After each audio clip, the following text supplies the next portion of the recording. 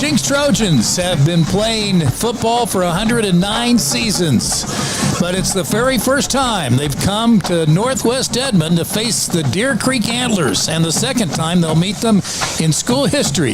It's another district game. The Trojans coming off a big win last week, and they repeat it this week. The Pride now invites all Antler fans to stand together and sing our state song, Oklahoma.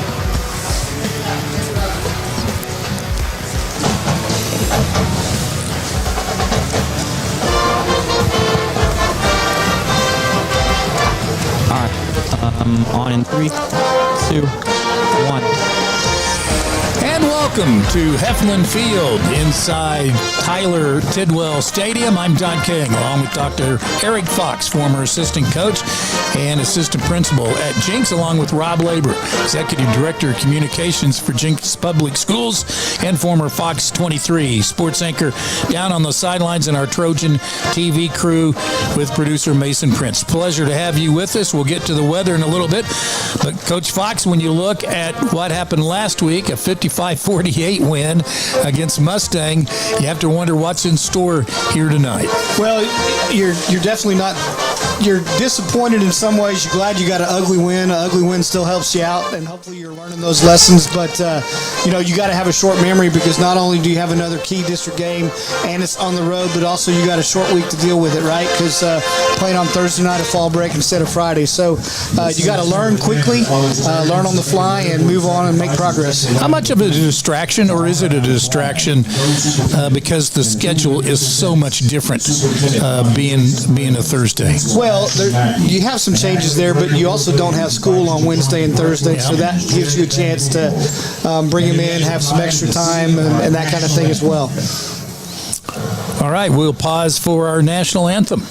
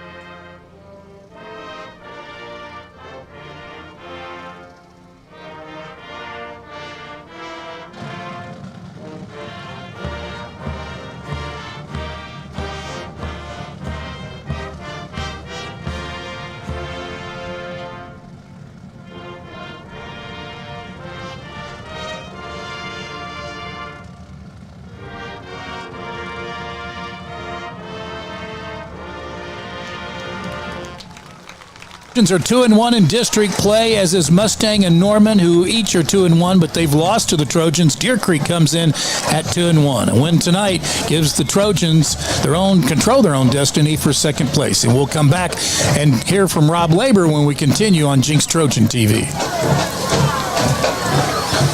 It's time to get on your feet and get fired up for this week's football. We love about the Chick-fil-A Pretzel Cheddar Club is the tangy Dijon with the pretzel bun. When I add the Dijon mustard to this pretzel bun, it takes it to a whole nother level. It goes perfectly with the chicken and the cheddar cheese and the bacon. Man, you know how much you love bacon.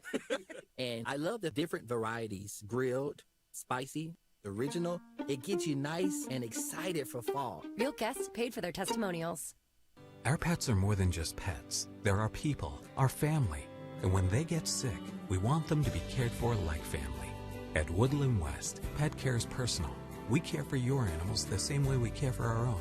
As the most comprehensive facility in the Tulsa area for everything from diagnostics to treatment, you can trust that our team of compassionate veterinary experts are delivering the care your animal deserves. Your pet is always there for you. Let us be there to keep them in good health. Woodland West Animal Hospital. It's more than just a rivalry. It's tradition. It's pride. It's Jenks versus Bixby. Win or lose, we know this game just means more. At Mabry Bank, we stand behind both Trojans and Spartans and the families and businesses that make each of these communities great. No matter what colors you wear tonight, we are proud to be your hometown bank. Mabry Bank. You matter. At Mabry,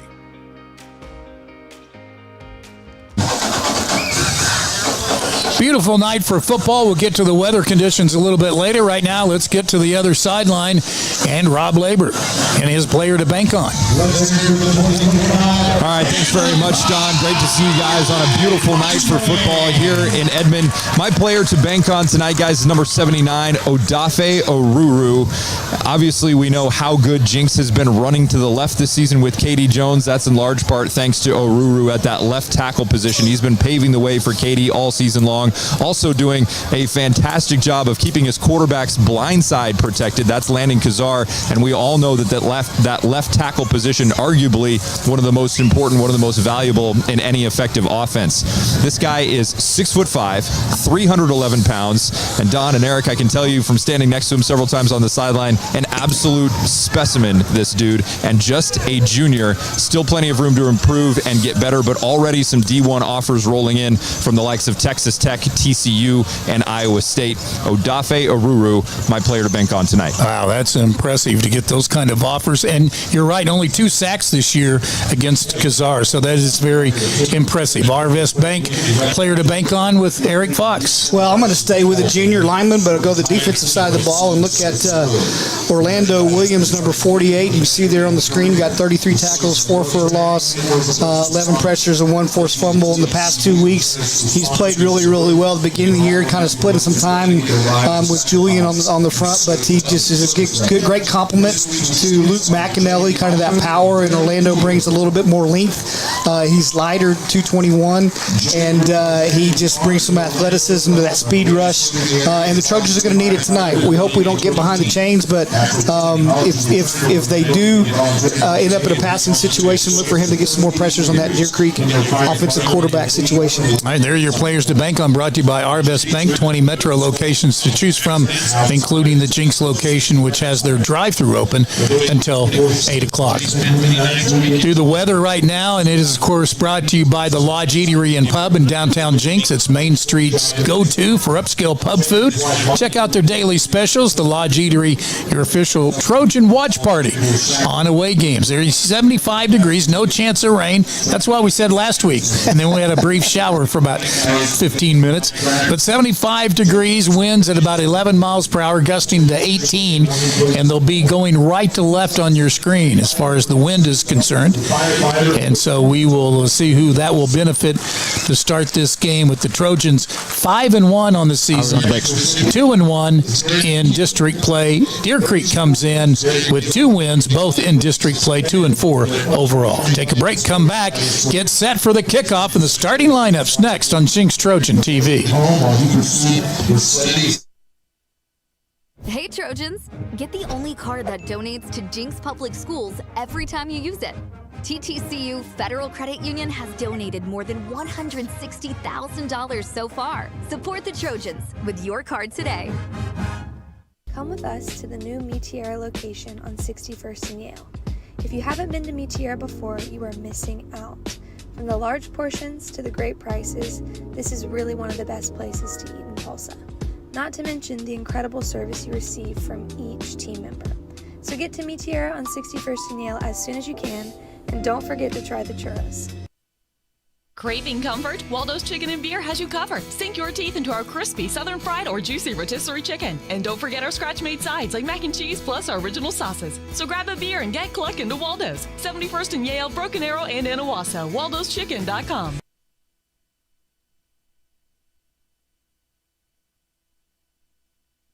This sandwich, it's a complete game changer. Hello, this is Mike, and a little thing I love about the Chick-fil-A Pretzel Cheddar Club is that juicy chicken with that toasty pretzel bun. From the first bite to the last bite, that bun, it's crispy, cozy, just amazing. With the pretzel bun, the Dijon mustard, and the chicken, you have those 3 things together, and it makes that sweet, savory kind of combination. It's everything that you love about food rolled into one. It looks phenomenal. It tastes great. It's delicious. Real guest paid for their testimonial. 1. Beautiful look at the Deer Creek High School on the other side of this football facility. And interestingly enough, last week, Dr. Fox, We had 9 records either tied or broken in that game last week. We tied for the most points combined in a game, 103 with the 55-48 score. Of course, 710 yards, total yards, best ever, and 36 first downs, a new school record. And KD set all kinds of individual records, which we'll get to after we do the starting lineups, brought to you by the U.S. Army. Starters tonight for your Jenks Trojans are presented by U.S. Army. Starting at defensive end, number 48, Orlando Williams. At the other defensive end, number 90, Rhett Pangburn. On the inside, number 8, Luke McAnally. At outside linebacker, number 23, Cade Klein. Also at outside linebacker, number 33, Carson Odom. At inside linebacker, number 30, Pierce Brand. The final linebacker, number 12, Clark Carricker. At free safety, number 5, Caleb Dillard. At strong safety, number 4, Nashua Charleston. At cornerback, number 0, Malachi Dillard. At the other corner, number 6, Zion Castleberry. Kicking tonight for the Trojans, number 25, Owen Mahan. And the long snapper, number 59, Sam McCown. The offensive starters tonight for your Jenks Trojans are presented by Batteries and Bulbs. Starting at left tackle, number 79, Odafe Aruru. At left guard, number 69, Riley Kester. At center, number 60, Landon Webb. At right guard, number 50, Malik Craig. At right tackle, number 66, Jamison Mobley. At tight end, number 9, Braxton Daniel. At wide receiver, number 0, Malachi Dillard. Also a wide receiver, number 28, Jalen Cato. The final wide receiver, number 5, Caleb Dillard. At running back, number 2, KD Jones. And at quarterback, number 7, Landon Kazar.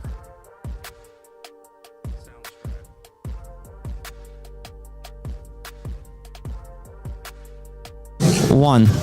They're the captains for the Trojans. Number 5, Kester, number 69, Jones, number 2. There you see number 5, Dillard is out. He was in the starting lineup, but he's been scratched tonight. And number 8, nose tackle, Luke McAnally. Wow, what a performance KD had last week, Coach. I know you got to watch it, and your thoughts. Well, lots of things going into that, right? The offensive line are just really clicking and driving and gaining, and it's also a lot of confidence that both Coach Gaylor and Coach Cronister have in putting the game in his hands, putting the ball in his hands, and then him doing what he does best. I mean, lots of things, stiff arm, explosiveness through the hole, quickness, patience, power, athleticism, agility. I mean, I run out of adjectives to use, right? I mean, just a beautiful performance from a very athletic young man who, honestly, the Trojans needed every bit of it last week. Needed all 8 touchdowns, didn't they? For those that might have missed it, 44 carries, which is second best ever behind Chris Jones' 54 in 1992. 445 yards rushing, that's the best ever. His 501 scrimmage yards, you add 445 rushing and 56 receiving to equal 501. That's the best ever. You also throw in 2 kick returns for 57 yards, 558 all-purpose yards. That's the best ever. And we forget about the job that Landon Kazar did last week, 24 of 27 passing. Isn't it bad to get 24 of 27 over 200 yards and you get eclipsed, right? I mean, that's incredible. But made these offensive coaches work as well, because I think they had 87 offensive plays that they had to grade, again, during a short week. Yeah. What a job that, this offense has had to maneuver around with regard to 3 different offensive coordinators in the previous three seasons. That's another thing, just for them to be clicking at such a high level of production and stuff like that. Obviously, offensive production was something they struggled with last year, but these seniors had Coach Calabrese as offensive coordinator their sophomore year, Coach Wilkinson last year, and then Coach Cronister. And even though they're running similar schemes lots of times, you still have different terminology and vocabulary. It's like learning a new foreign language 3 years in a row. Well, we're ready to go, and glad you are with us wherever you are situated. Pull up a chair, whether you're in Jenks, in Tulsa, in Texas, wherever it may be. Thank you for joining us today for Jenks Trojan football. Again, Don King, along with Eric Fox, Rob Labor on the sidelines, and our fantastic Trojan TV crew have made the trek to Northwest Edmond, along with producer Mason Prince. It's the first time I can remember where you could look out the back door of the press box and see a hayfield and an oil well pumping with about 5 tanks next to it. So we are in the country. Man, when I was driving out here off the Kilpatrick Turnpike, I'm like, are we going to the right place? Just kept on heading north. I thought we were about to hit Guthrie. That's what I'm thinking. But it's a beautiful facility here. In fact, 30 years ago, here's how much this community's grown, and it's still growing. They're building homes around here like crazy. But 30 years ago, this community in 1995 had 314 high school students. That was 134th in the state. Now they're 14th largest in the state at 2,275. Yeah, they do a great job. Their principal, Ashley Mackey, was principal of the year in Oklahoma a couple years ago. So great place, and I think Rob has a connection here. We'll have to see if we can hear about that a little bit later in the broadcast as well. Cade Klein and KD Jones are back awaiting the kickoff. And we will go over the Advanced Orthopedics of Oklahoma injury report after this kickoff, because there are 4 players that are not suited up tonight for the 5-1 number 2 ranked Trojans, who are 2-1 in district play, as is Deer Creek. And away we go on a beautiful night for football. What a kick this is out of the end zone. And so the Trojans will take over 1st and 10 at their 20. Here is the Advanced Orthopedics of Oklahoma injury update. Everybody on offense pretty much starting, except for Caleb Dillard, who goes both ways. He is out tonight. He's, of course, the leading receiver at 39 catches, 19 yards a catch, and 8 touchdowns, being bothered by a hip. And then on the defensive side, linebacker Pierce Brand is out, as he was last week in the middle of the game. But Devin Whalen is back in after missing 2 games. And Lincoln Middlestead and Ace Gilliam are out at the corners. So we'll worry about the defensive starters in a moment. Here's the offensive starters. Landon Webb over the ball. Go a little sugar huddle formation, then sprint to the ball. 3 receivers left. And they'll throw it out to KD. And he'll pick up close to 10 yards. 11 for a first down. Actually, I think that's Malachi. Right? It was Malachi Dillard.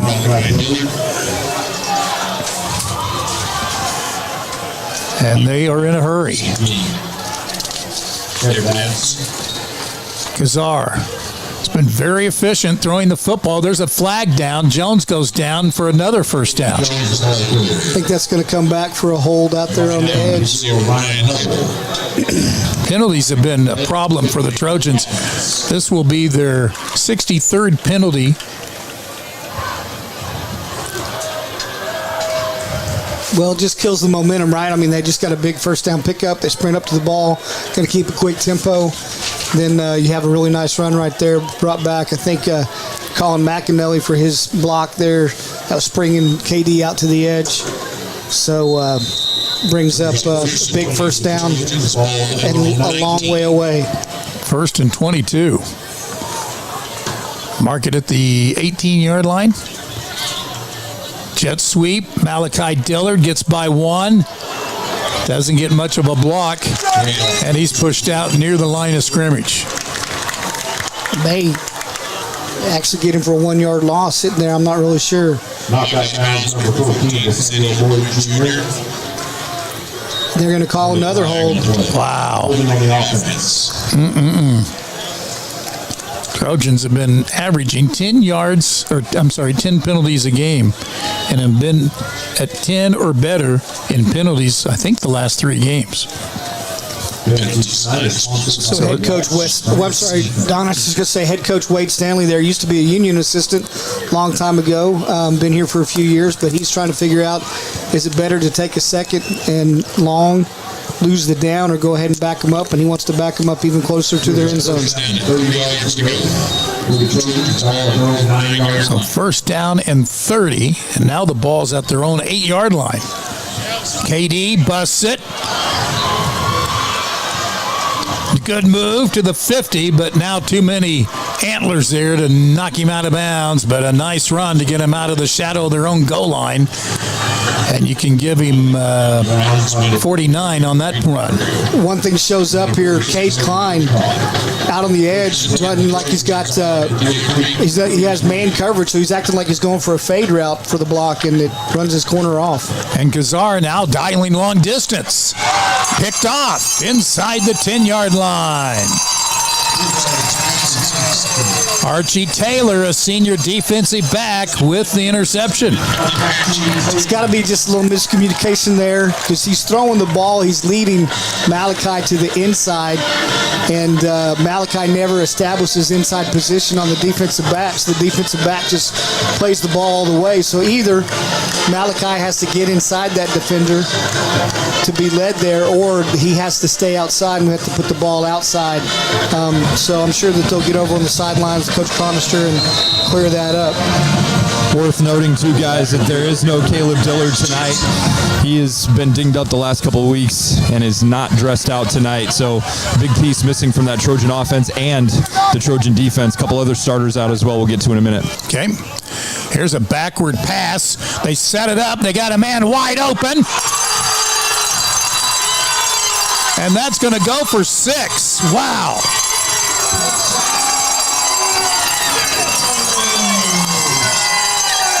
Jalen Davis on the catch. A 91-yard connection on a double pass. We tried to break on the ball there. They had it well blocked to set up the double pass. This is double pass all the way. Cade Klein is coming from the backside to try to chase that down, but he has no chance to be able to get there. So they're going to have to work out the alignment. But lots of guys starting in the secondary tonight that have not been used to doing that and communicating. Yeah, we mentioned Dillard is out, Lincoln Middlestead is out, and Ace Gilliam is out in the secondary. Extra point is good. We'll take a break. A minute into the game. Deer Creek 7, Jenks nothing on Trojan TV. On a break.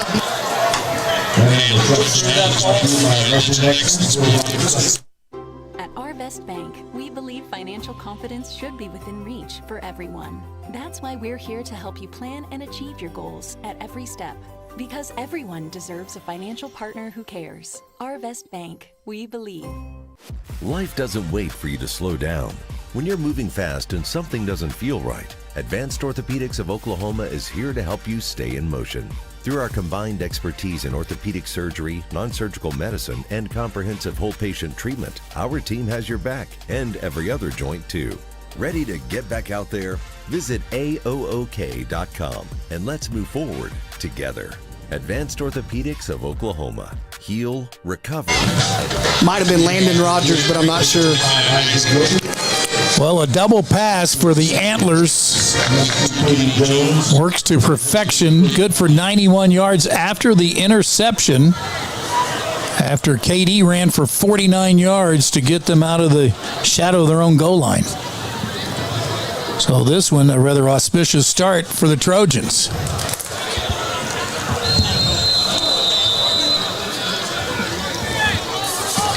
Give credit to Deer Creek, number 2 guys, the junior wideout, Gage Gibbons, is the one who threw that ball. And, okay. You know, you got to be nervous when you hear that play called in the huddle or coming off the sideline that you're going to be the guy to deliver the pass. And, boy, he did so beautifully. It helps when your guy is that wide open. Takes a little bit of the pressure off, but still had to be a well-thrown ball, and it was. Yeah, you're right. Gage Gibbons, who threw the pass, 5'8", 165-pound junior, listed as a wide receiver, and they played that to perfection. Well, I'll just say sometimes the one that's really hard to throw or the one that's really hard to catch is the one that's really wide open. So you can do a lot of thinking when you find yourself that wide open, but they executed and got in the end zone and got this Antler crowd riled up. And you see the sunset in the background. Beautiful night here in Edmond at Deer Creek. Their 2 wins in district play We're against the two teams, Enid and Edmond North.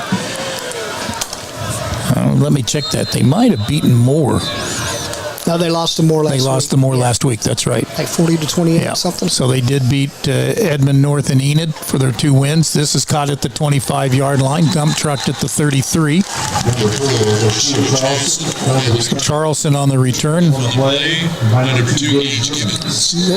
got an injured Antler on the kickoff coverage there. That was a pretty big collision with Charleston, the ball carrier. But, guys, I'm not sure that you can start a game any worse than what's transpired so far for the Trojans. Good news is you still got all the time in the world, and hopefully you can flush this one and kind of hit the reset button here pretty quick, because you've come out with a fairly unfocused effort so far with a couple holding penalties on the first drive and a turnover after Katie bailed you out of that, first and 30 hole or second and 30 hole that you were in on that opening drive. But to turn the ball over and then immediately have it end up in the end zone from the other side, just a tough way to start here on a Thursday. Well, you're even thinking with that interception, I mean, it's down there so close to the end zone, you're thinking, well, that's kind of like a great punt, right? And so you think you're going to be able to change the field position by having them so close to their end zone, and then they take the first play to the house. Player coming off, Tyler Lopez, is the one who made the tackle. We'll keep you updated on some other scores going on tonight. In baseball, the Dodgers, after 6 innings, leading the Brewers 3-1 in that National League Championship Series. Dodgers lead 2-0. Later tonight, it's Toronto at Seattle in the ALCS. And then NFL action tonight. Pittsburgh's at Cincinnati. That's where Clay Martin is tonight. He's officiating that game that starts here in a few minutes, and we've got another penalty. Yeah, we had over half the line go before the ball was snapped, so a lot of communication issues tonight. Well, and one of the things offensive line coach Doug Greenwood told his guys before that first series is, hey, we got to play fast. We got to play fast from the jump. It's hard to play fast when you've been going backwards with these penalties. KD picks up the 5 they lost, and then some. So 2nd and 9 coming up. I'm all about playing fast. Sometimes I think I wonder if it's not a detriment. Well, they practice it enough that it should be, so. And that might be a backward pass. No, they'll say it's a forward pass, and Cato drops it. You got the play that you want. You've got it scripted. You've got it dialed up. You've practiced it. You've gone over it in pregame, and you got the look that you want. But then, again, just lack of focus on execution right now brings up a third down situation that really is going to test the character. Really, the first time. I don't think we've been in third down yet in this game. Cade Klein is in at receiver. And they said they throw back screen to KD. He's got blockers in front. And he's got the first down across the 45 and up to the 47-yard line, a gain of 14. Nice call right there by Coach Cronister. You see him getting back up on the ball in a hurry, but good blocking out there as well, especially by Aruru. And another pass. Funny guys on that last screenplay to Katie Jones. Had a good angle from down here as he was running right at me and then just disappeared behind Odafe Aruru. Could not even see Katie Jones at all. That's how big the blocking is out front. 2nd and 2, and KD fights for the 2 and gets the first down. And you're thinking that doesn't look very nice or very pretty, but, just enough to get the first down and move the chains. And, we saw some beautiful runs last week that there were big chunk plays, but sometimes grinding it out 3, 4, 6 yards at a pop isn't a bad way to go either. Correct. KD going right. Now he goes left and spun down inside the 40 to about the 37-yard line. He's going to wave to the sideline and say, I need a little breather, so probably see Carricker stepping in here. Carricker also had some key blocks last week to get Katie into the end zone. Sure did. Pass out quickly. That'll be Malachi Dillard. That'll make you give him about probably a yard shy of the first down. I don't know if we can get a close-up at some point on Trojan TV on Malachi's cleats tonight, guys, but he's got, it looks nice. We'll try and find those. There's KD. I thought he almost broke it to the 30. And a first down inside the 20. And that was Carricker in again over the left side. Up there behind Aruru, Rob's player to bank on. 17. Gain of 16 yards. After Carricker does some nice work there, you got Carson Odom coming out. You got KD coming back in the game, bringing Cato back into the game. Well, and clearly getting Malachi Dillard involved early has been a focus for Tyler Cronister's offense, kind of picking up right where he left off last week as Caleb Dillard was limited with that injury and really doing a nice job so far on the perimeter. Lazar rushed that one a bit. Looking for Braxton Daniels, so it's a 3rd and 8. Trojans down early. You got to wonder if this is 4-down territory or if you're looking to bring it a little bit to the right, get some yardage, and maybe bring in Owen Mahan in that field goal unit. Trojan first downs brought to you by the 10 District. New 10 sponsored Trojan TV. Can they get one here on 3rd and 8 at the Deer Creek 16-yard line? KD splits out. 5 receivers, empty backfield. Kazar to the sideline, first down. And finally wrestled out of bounds inside the 5. Incredible right there. He's showing a wheel route, and he's going down the sidelines, but it's like a wheel stop. He comes back to the ball, and then after he catches the ball, makes a couple guys miss, runs around and fights for a couple of extra yards after the catch. His instincts are just phenomenal. 1st and goal. Had 8 touchdowns last week, and he's into the end zone here. Touchdown, Trojans. A lot of determination right there by KD on that drive. Through the air, on the ground. Good response by this Trojan offensive unit.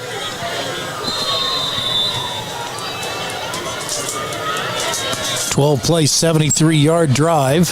And for a drive that started with a penalty, the execution the rest of the way was flawless. They did it in just less than 2.5 minutes. 3 yards on the TD.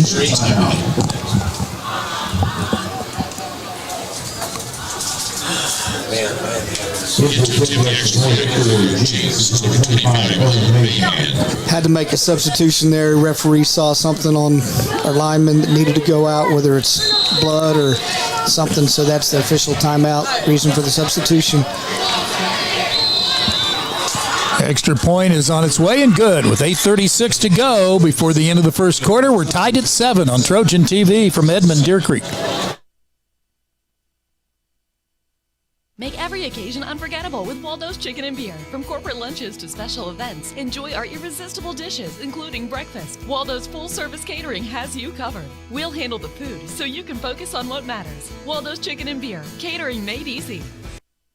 At Our Best Bank, we believe financial confidence should be within reach for everyone. That's why we're here to help you plan and achieve your goals at every step. Because everyone deserves a financial partner who cares. Our Best Bank, we believe. Well, Rob Labor, I get the sense there was no panic after Deer Creek went up 7-0 early.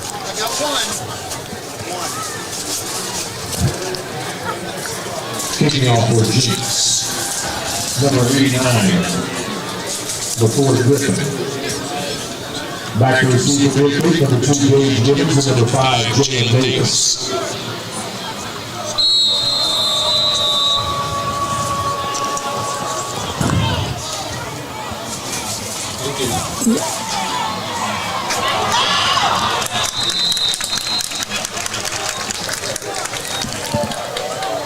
Number 2, Gage Gibbons, will return to the Antlers.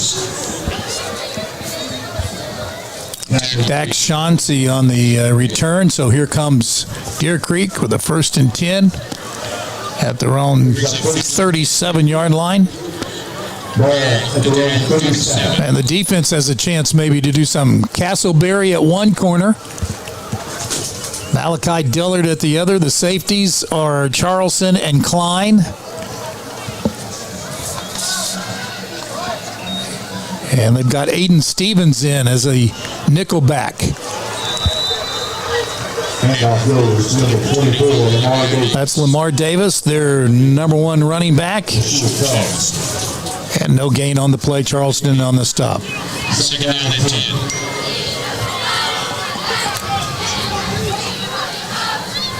Aiden Stevens came up there with some support as well on the edge. Played it pretty well. Quarterback run. And Cade Klein assists the quarterback. Alex Napang out of bounds.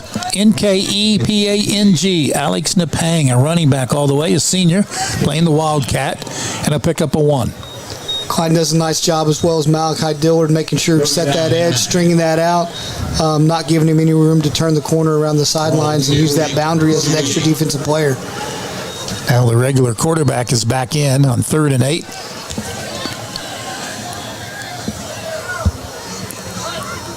That's Chansey. And knocked away, incomplete. Nice play by Stevens. Stevens reads that out route, inside out route, and he comes and breaks on the ball immediately. Very nice defensive stand as a response to giving up that big play. I'm sure they were addressed on the sideline with a sense of urgency by the defensive coordinator, head coach Adam Gaylor. Aiden is a senior, has been in on a handful of tackles this year, makes a nice play here, and it's a 4th down and a punting situation. Tied at 7, high kick, short, and out of bounds. So Reese Mitchell's punt will go from his 38 to what appears to be about the Jenks 38, and they'll move it up a little bit and mark it at the 47-yard line. So a 14-yard kick.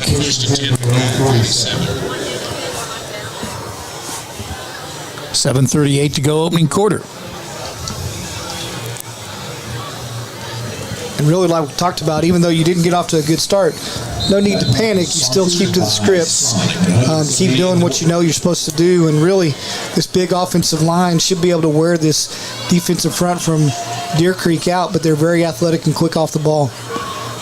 KD looks for a lane, gets tripped up at the 50 and falls forward, picks up 5 or 6. I'm sorry, it's just a little quarterback read right there.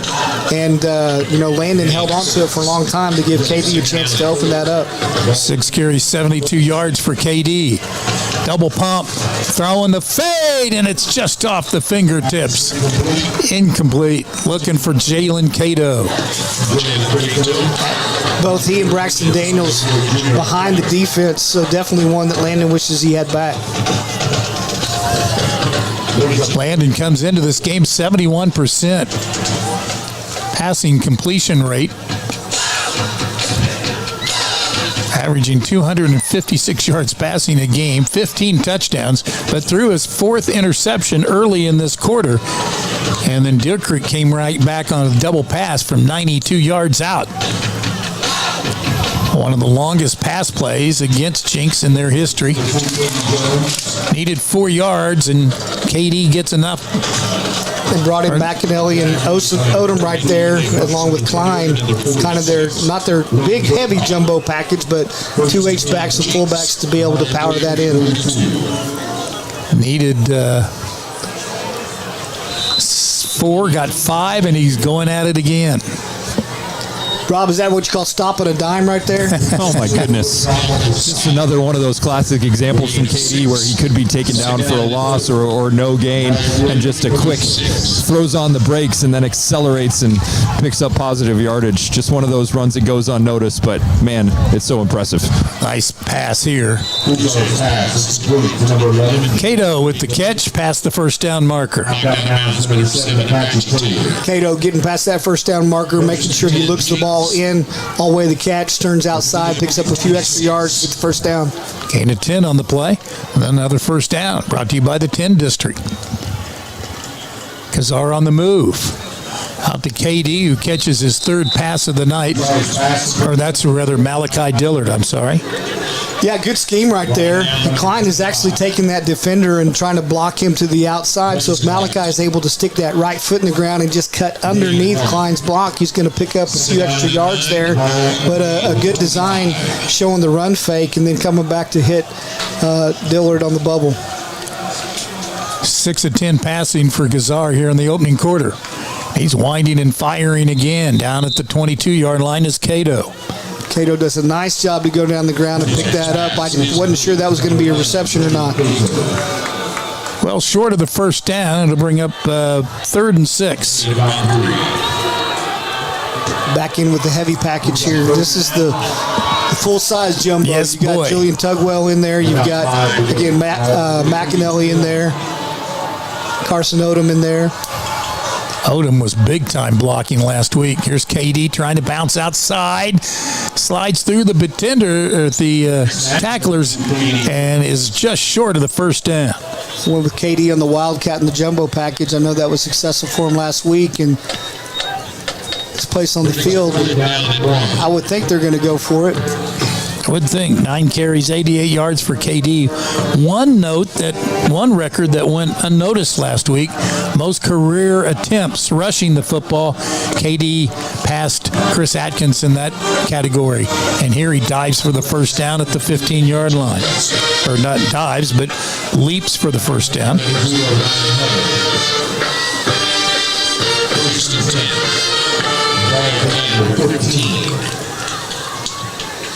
Yeah, we'll have to add hurdling to the list of adjectives that we've put in there. They fake to him. Good screen. Nice move outside. That's Malachi Dillard again. Braxton Daniels setting a nice edge for him there to be able to spring him to the inside and then just using his quickness to accelerate towards the end zone after the catch. Gain of 11 down to the 4. Here's inside running. And Katie's going to be a foot shy of the goal line. Well, guys, we already mentioned, Malachi Dillard has been busy so far tonight in this Trojan offense, but really like the physicality, the way he's finishing these runs, not sidestepping anyone, not just going out of bounds or going down easy. He is delivering some punishment out here by the boundary. A couple of stiff arms, lowering his shoulder, using that entire frame. And KD's 600th carry as a Jenks Trojan. Nobody's done that, and it's good for 6 points from a yard out. Guaranteed touchdown every 600 touch. Huh? I mean, that's impressive. Showing the pass fake down there on the end zone, looking towards that slant to the right, handing it off, letting him go to the left. Lots of room over there. That big left side doing a great job getting him in the end zone tonight.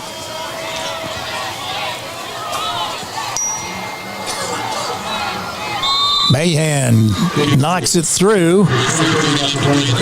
So the Trojans have their first lead of the night after giving up 7 early. Now lead 14-7.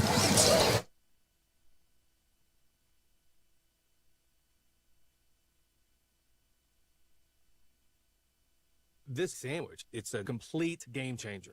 Hello, this is Mike, and a little thing I love about the Chick-fil-A Pretzel Cheddar Club is that juicy chicken with that toasty pretzel bun. From the first bite to the last bite, that bun, it's crispy, cozy, just amazing. With the pretzel bun, the Dijon mustard, and the chicken, you have those 3 things together, and it makes that sweet, savory kind of combination. It's everything that you love about food rolled into one. It looks phenomenal. It tastes great. It's delicious. Well, not only is KD having a good first quarter, but so is number 0. Good to see Malachi out there. I know he's been ready to contribute. Had a few injuries he's had to fight through. Caleb's not out there to be able to help out offensively, and Malachi really stepping up tonight in this first quarter. 5 catches already in the opening quarter for Malachi.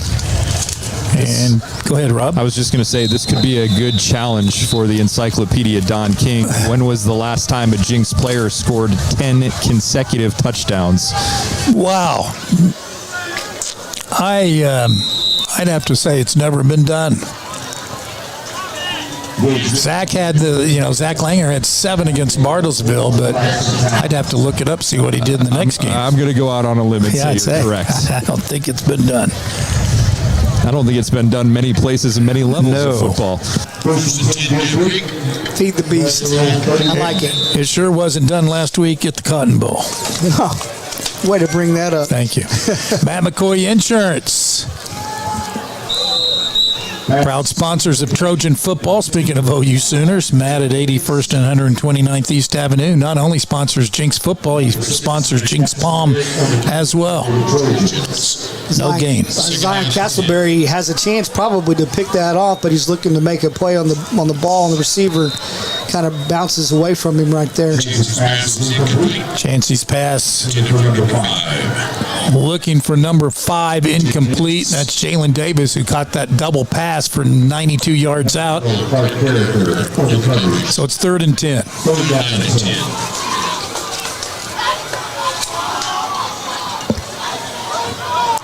Deer Creek has been pretty good the last few years under Wade Stanley in his 10th year. Won 11 of the last 14 games here on this field. And jet sweep strung out nicely by the Trojan defense. Great response right here by the defense. You know, Deer Creek right now trying to throw a lot of different formations and stuff at them. Their offensive coordinators, Austin Embry, who came from Bixby, was the receivers coach at Bixby for several years. And so bringing some of those multiple formations and schemes to the Deer Creek offensive look here, and Trojans respond well on that drive. And their defensive coordinator is former Union All-State defensive back Howard Scarborough. Good punt. KD retreats, called for a fair catch at the 25, but we got a flag. I think they're going to call that roughing the kicker. Unintentional, but just trying to go in there for the block. And so hit him in the back, though. Didn't hit his front leg, so maybe we'll get running into, we'll have to see.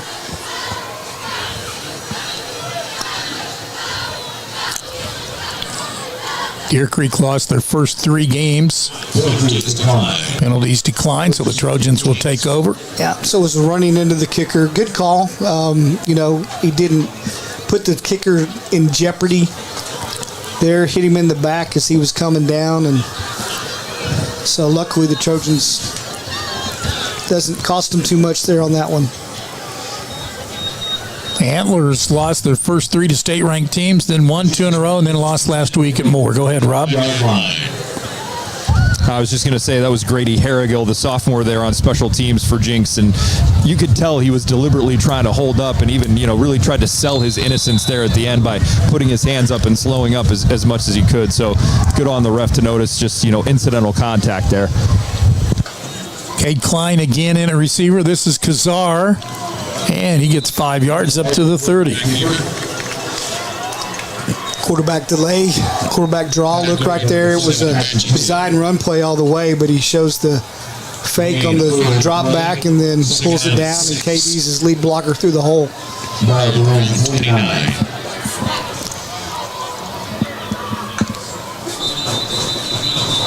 And we'll have a false start here. Waldo's Chicken is a proud sponsor of Trojan football, as they have been for many years. Located in Owasso, BA, and 71st and Yale. Rob, your eyes do not deceive you. Those are pink flags tonight. They're not yellow. Thank you. I want to make sure I don't need to make myself an appointment, a little vision screening come Monday. Breast cancer awareness, so the officials are doing their part here. As the Palm and cheerleaders were doing tonight. Kazar had time. Now he just has to unload it. So it's 3rd down and 10 coming up. I think that was supposed to be setting up a screen there on the left for KD, but they were all over it. And so Kazar, wise not to do anything, put the ball in jeopardy, particularly that part of the field, and just throws it away.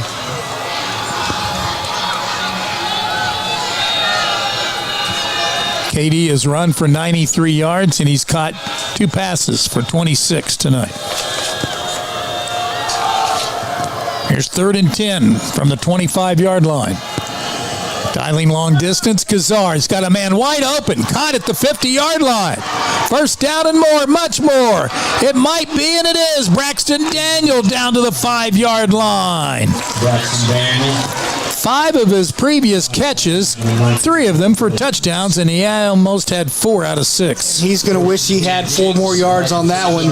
Does a great job to pull away, but Caleb Dillard, will wait.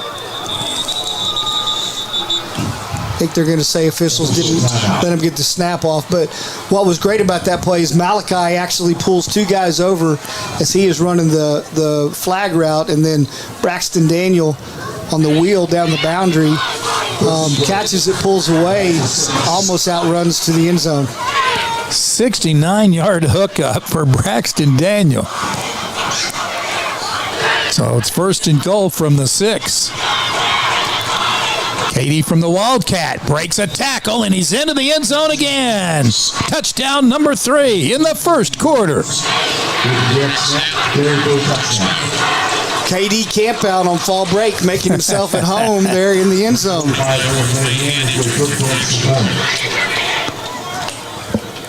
He established a new Jenks record for overall touchdowns last week, needing 3 to pass Zach Langer and Trayvon Burree. And he did that.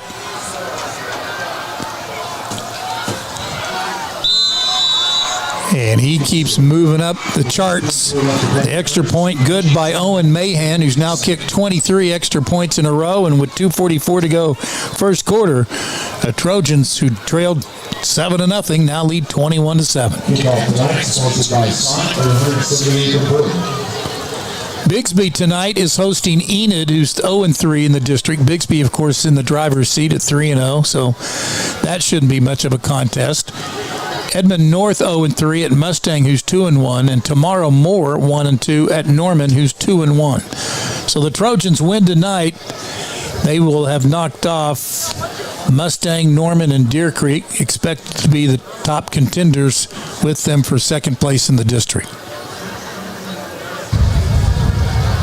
Make that 11 consecutive touchdowns, guys, as the KD count rolls on. But, credit to Landon Kazar on that drive and that ball. He had a deep ball early in the game that was picked off.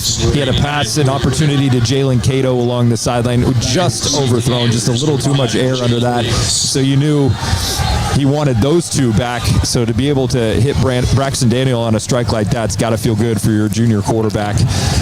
And he's been really accurate with those deep balls all year long. And I think Braxton Daniel may have slowed up, inside the 10 because he got down by the goal line. He said, hey, wait a minute, KD scores the touchdowns around here. Fair catch called for at the 33-yard line. And so that's where the Antlers will take over here with still plenty of time, 2:44 to go here in the first quarter. I know Braxton's a team player and everything, Rob, but I don't think that he slowed down so that KD could get in the end zone. I'm going to go out on a limb. I haven't talked to him recently, like in the past 5 minutes, but I'm just going to say that may not be the explanation. No, he gave fantastic effort all the way, and good job to the Deer Creek player for saving a touchdown there. But once you get inside the 10, it feels pretty automatic of what the Jenks offense is going to be able to do. Does indeed. Lamar Davis out of the backfield for the catch. Gain of 5.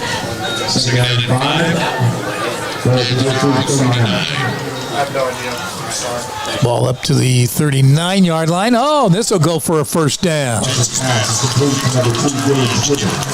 I'm kind of surprised they don't call a cut block out on the edge as Stevens was cut down there by an outside receiver. A little bit surprised there, but they did pick up the first down as they gained the edge. Gain of 8, so first down. Their second of the night. Nice move here. Pick up 3 yards. To Gibbons. Well, and guys, we've seen Malachi Dillard at that other corner position opposite of Zion Castleberry. Right now, it's Jalen Cato out there at the other corner position for the Trojans. 2nd and 9 coming up. And this running play will go nowhere. Lamar Davis. Tell you what, Carson Odom was the first guy to get back there and get a wrap on him, and he didn't get him to the ground, but a host of other Trojans delivered. Wouldn't be surprised, Rob, if you see number 2 line up there, a corner, especially into our boundary. Yep. KD. 3rd and 12 after the loss of 3. Chancey back, sacked. First time tonight. 10th of the season for the Trojans. And you can give Carson Odom credit for that one. Carson doing a really nice job getting penetration in the last 2 plays. Really disrupting the rhythm. The quarterback stepped up in the pocket, and then Carson had the discipline to get him down on the ground. Odom, a sophomore, 5th leading tackler on the team, his 3rd sack of the season.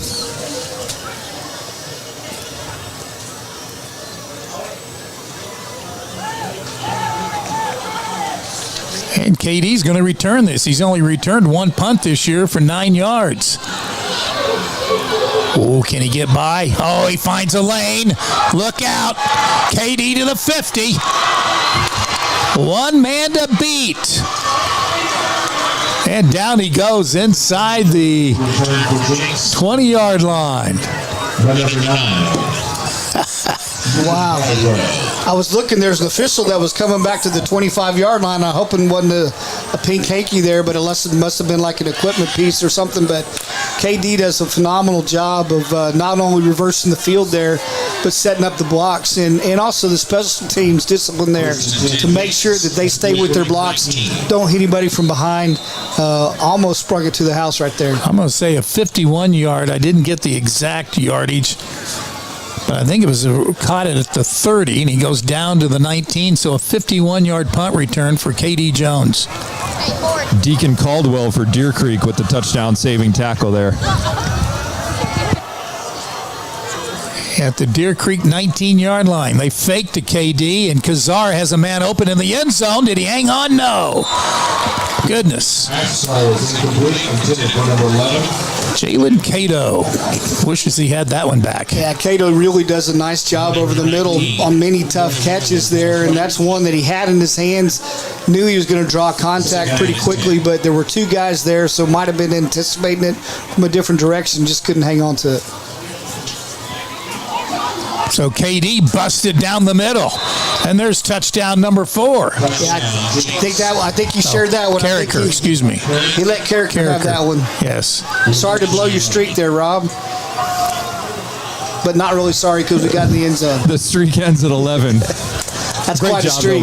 by Clark Carricker. He's been fantastic in that role at tailback as an option for this offense, and just tremendous blocking up front. I mean, they just blew that line off the ball. Huge hole up the middle for Clark Carricker to coast into the end zone. And the first touchdown of the season for Carricker.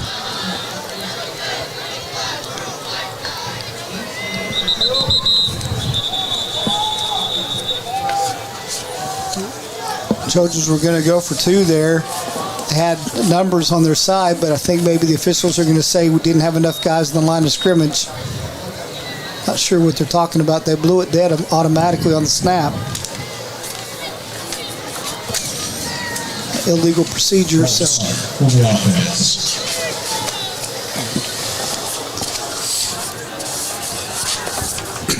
that'll bring Mahan back in for the kick. Carricker carried 5 times last year, no touchdown, so that is his first varsity touchdown. Who wears number 12 in honor of his dad, who was a quarterback at Jenks a few years back. Here's the extra point, up and just through. 41 seconds left in the quarter, and the Trojans now open up a 28-7 advantage. Thanks for rushing touchdowns tonight. Let me tell you about this new pretzel cheddar club. Hey, I'm Carlos. And I'm Ebony. And a little thing we love about the Chick-fil-A Pretzel Cheddar Club is the tangy Dijon with the pretzel bun. When I add the Dijon mustard to this pretzel bun, it takes it to a whole nother level. It goes perfectly with the chicken and the cheddar cheese and the bacon. Man, you know how much you love bacon. And I love the different varieties. Grilled, spicy, original. It gets you nice and excited for fall. Real guests paid for their testimonial. Number 5, Julian Davis. So the Trojans lead at 28-7. They have 12 first downs to Deer Creek's 2. 278 total yards in the first quarter. Wow. They're averaging 516 total yards a game. You're thinking, wow, that's quite offensive production, and it is. But then you got these guys that are a little bit south of Trojan Jenks, land who also put up a lot of yards and a lot of points. Fair catch called for, taken at the 32-yard line.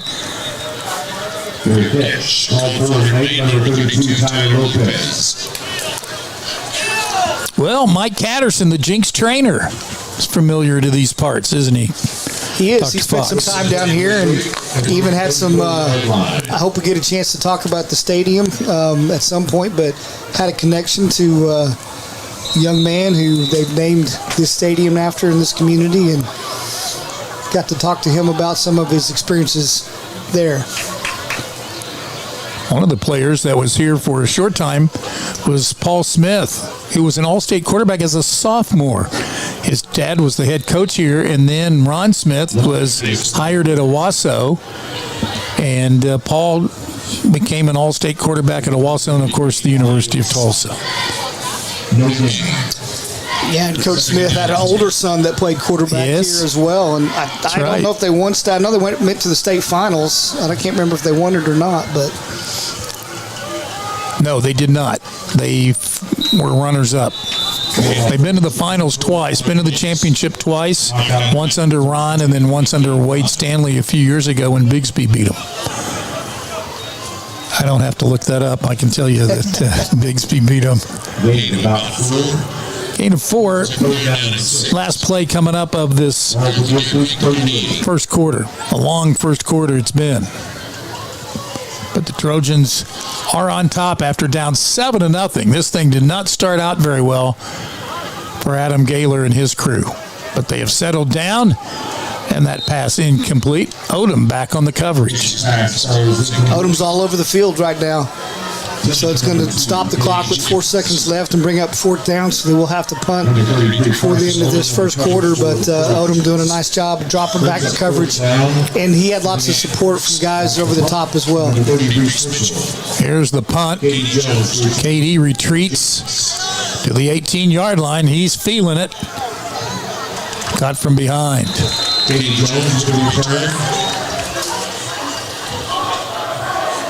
And that takes care of the first quarter.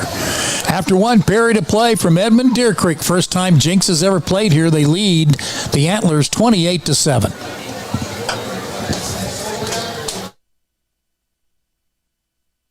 Hey Trojans, get the only card that donates to Jenks Public Schools every time you use it. TTCU Federal Credit Union has donated more than $160,000 so far. Support the Trojans with your card today. Come with us to the new Meteora location on 61st and Yale. If you haven't been to Meteora before, you are missing out. From the large portions to the great prices, this is really one of the best places to eat in Tulsa. Not to mention the incredible service you receive from each team member. So get to Meteora on 61st and Yale as soon as you can, and don't forget to try the churros. It's more than just a rivalry. It's tradition. It's pride. It's Jenks versus Bixby. Win or lose, we know this game just means more.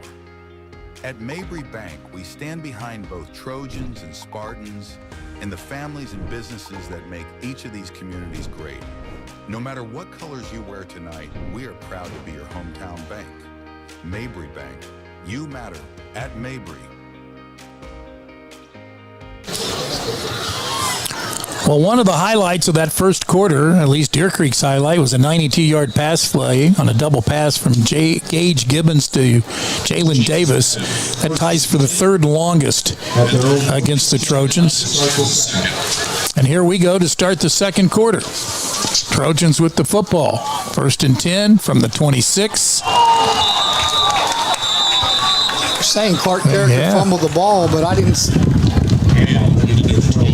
Still don't see a signal. Did see a Deer Creek player come up with the ball, and there it goes. Wow. Rob, I never saw the ball come out. Did you? see that there, Rob? No, I did not see the ball come out either. I was down kind of at the 40-yard line with the team coming toward me, so did not see that one. I thought I saw an indication from the referee pointing at the ground that he said that the ball carrier was down, but apparently some of the other officials disagreed.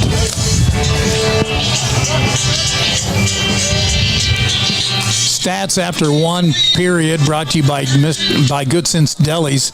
Jenks 278 total yards, Deer Creek 103. First downs 12-2. Deer Creek threatening at the Jenks 24-yard line. Quarterback nowhere to go.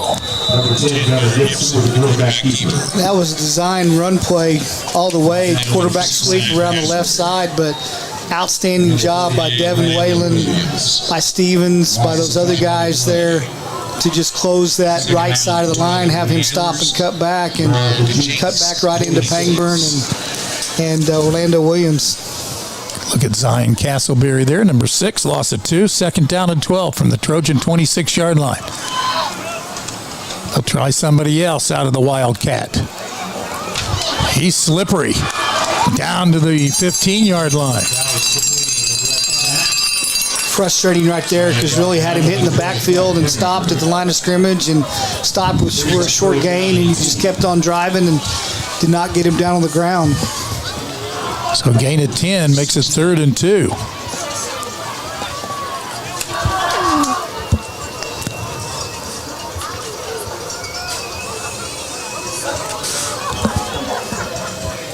They'll stay with the Pang handoff, and I think he's got the first down. That'll be Tyler Lopez. It'd be interesting to count the number of snaps that the Deer Creek quarterback has actually been in the game as opposed to snaps he hasn't been. No kidding. Chancey, they're going with a lot of different looks in the backfield, a lot of different combinations. Wildcats, direct snaps, quick throws out. It looks like they found something they like here, at least for the moment, with Napang. He's a tough runner. Got to get low to bring him down, and they couldn't do it on the initial contact as Klein tried to grab the legs and bring him down and couldn't do it. Finally brought down at the 9 after a gain of 5. Yeah, we're just going to really have to wrap him up well and not doing that. And again, bringing this scheme, Coach Embry coming from Bixby, bringing some of these different looks out of Wildcat, direct snaps, all the things that you mentioned, Rob. But we should be used to that. We've seen it lots of times before. Just got to execute and wrap him up. Now Gunnar Gibson in at quarterback. Probably more of a thrower. And Deer Creek has called a timeout. 2nd and 5 from the Jenks 9-yard line, and we'll come right back.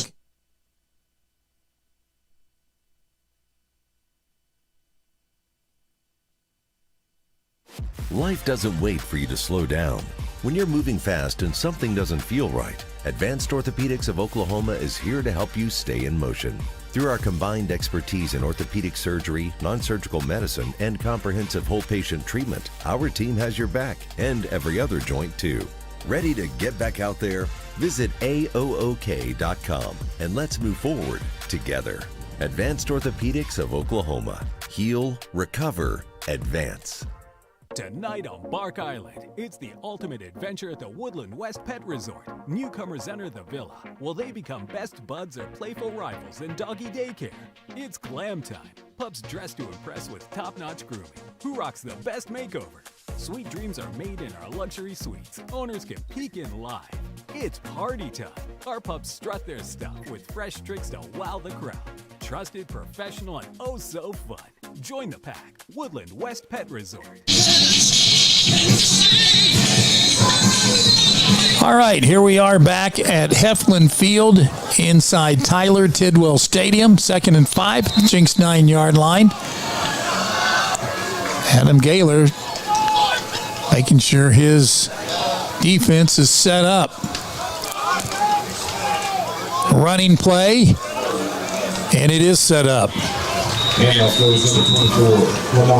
Nowhere for Lamar Davis to go. Carson Odom polishes him off after he gets help from Clark Carricker.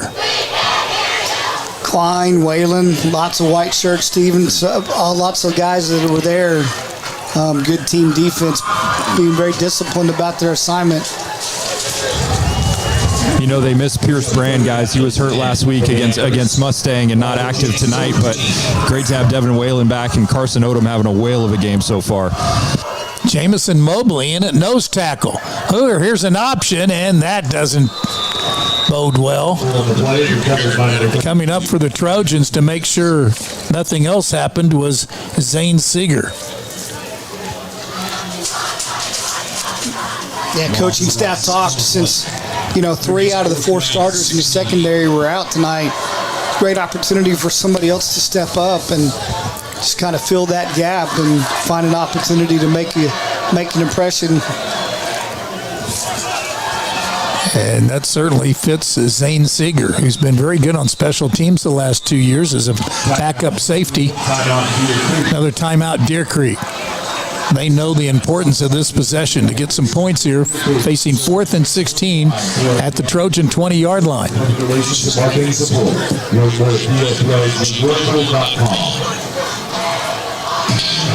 Well, let's run down some scores for you. The top of the 9th inning, the Brewers are batting in L.A. The Dodgers are leading 3-1.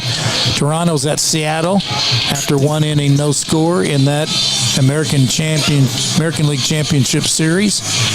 The Steelers have scored in Cincinnati, and early in the second quarter, lead 7-0. And East Carolina is hosting TU tonight, and East Carolina is leading the Golden Hurricane 24-14 midway second quarter. Get some high school scores for you. Almost everybody is playing on this Thursday night since it's fall break. I think Broken Arrow plays tomorrow night. They play at Norman North. And Moore, I beg your pardon, Moore plays at Norman tomorrow night. Bigsby in the second quarter leading Enid 64-0. Mustang in the second quarter at home leading Edmond North 17-7 out of our district. Meanwhile, Edmond Memorial in a big one at Owasso first quarter. Bulldogs lead the Rams 7-0. Edmond Santa Fe, who hasn't won a game yet, but neither is Westmore. Santa Fe's at home leading the Jaguars 28-0. Union is winning at Yukon up the road here at 21-6. Broken Arrow is at Norman North tomorrow night. Moore at Norman also tomorrow night. Well, here's a 4th down and 16 from the Jenks 20. Just under 9 to play. Trojan football brought to you by Advanced Orthopedics of Oklahoma. The dump off. And well short of the first down. Look at Pangburn all the way out there trying to make the tackle. I'm not sure if that wasn't supposed to be a lateral after he caught it. He was kind of looking around, but there wasn't anybody by him. So because that little, 6-7 yard route was not going to be enough to get 4th and 16, everything they needed. So regardless of that fact, the Trojan defense played it very, very well, kept it in front of them, and now the ball goes over. I agree, Coach Fox. The way he caught that ball and then hesitated, almost looked around like there should have been somebody there. He was expecting somebody to be there. Otherwise, that play had no chance when you throw it, 12 yards short of the marker, and you're going to try to run for it. I mean, Trojan defense was all over it. So you don't love being -2 in the turnover category, but you look at the scoreboard, you feel a lot better, and they coughed one up deep in their own territory and didn't cost them anything. Kazar, straight away handoff, and KD just goes down and will take a loss here. Yeah, there was nothing there that time at all. KD got the ball, met in the backfield. 14 carries, 99 yards for KD, and 3 touchdowns tonight.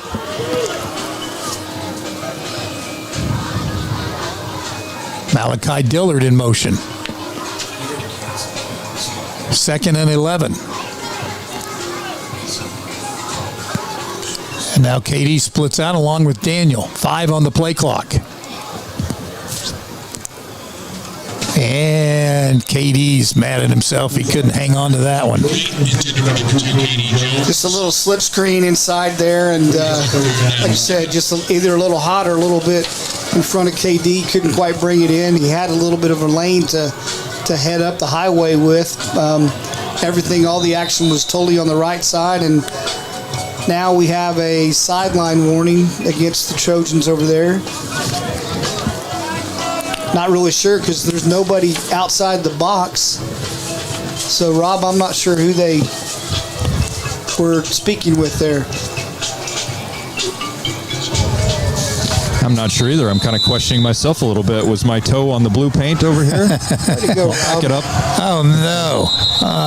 Kazar drops the ball, then has to drop to a knee. I mean, you see that sometimes when the line of scrimmage and that side judge is close to the sideline in the box around the 25 through the other 25. But, I mean, he's 15 yards away from the box, and not really sure what he saw there. I know that you have to be pleased you're at 28-7, but the next 4 weeks are against teams that are unranked, and you have to make progress in the next 4 weeks. I was going to say, you don't have to be pleased. Well, you don't. That's true. Because you're making some mistakes. You fumbling the ball, penalties, turning the ball over against good teams, that can really cost you. So I do think that this has been a frustrating, even though we're up 28-7, some real frustrations. Guys, I also think we're overlooking something that we just witnessed, maybe one of the most rare things in all of football, which is the 300-pound punter. Riley Kester. Caleb Dillard, of course, normally handling those duties, but with him sidelined tonight, Riley Kester stepping in. I don't think you see that much weight behind a punt very often. And he is kicked as well as Caleb has, at least average-wise. Caleb about 34 yards a punt, and Riley's right behind him. That was good for 33. That was 7:12 to go before halftime. Deer Creek with the ball at the Jenks 40-yard line, and down he goes in the backfield. That was a jailbreak. I think he lost his helmet there. I mean, I'm sure McAnally was there, Pangburn was there, Odom was there again. Lots of white shirts around the ball. Loss of 3 on the play. Orlando Williams, the first one there, guys. Just swallowing him up.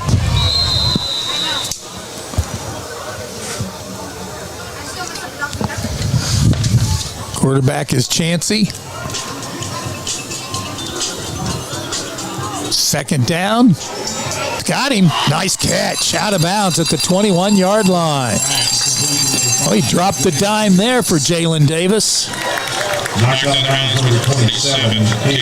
Pretty good coverage right there, but I think Cade Hodges took a peek back to find the ball instead of running with his receiver, and the receiver just ran by him a little bit and made a big catch. 21 yards on the play. Another catch. Down to the 16. Tackle made by number 12, Clark Carricker. Clark Carricker, who leads the team in tackles, makes the stop here. 2nd down and 6. Trojans have turned it over twice, looking for their first takeaway. And inside the 9, that'll be good for a first down. 1st and goal coming up for the Antlers. Gibbons again. Deer Creek really taking advantage of spreading the defense out horizontally in formations, putting guys in motion, then putting pressure. Got an official's timeout, maybe. Not sure what that is.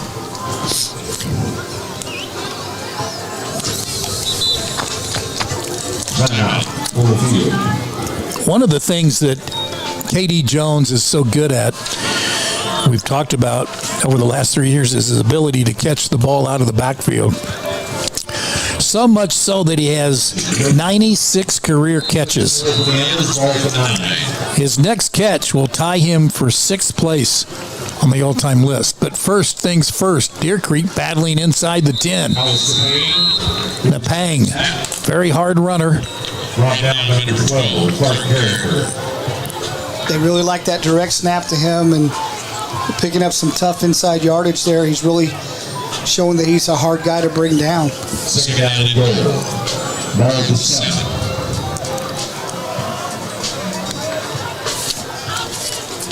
Here he is again. Opening touchdown, Deer Creek.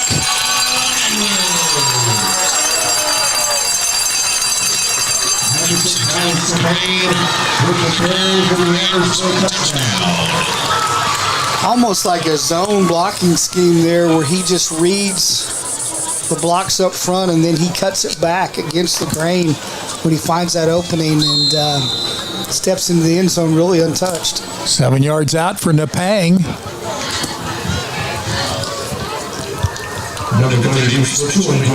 So Reese Mitchell in to try the extra point. 5:28 to go. Man, they took up 6.5 minutes after the first play of the second quarter was a Carricker fumble. They have a nice drive. Well, then the Trojans were 3 and out. So 5:28 to go before halftime. It's 28-14 Trojans. So they have controlled most of this second quarter. The Antlers have.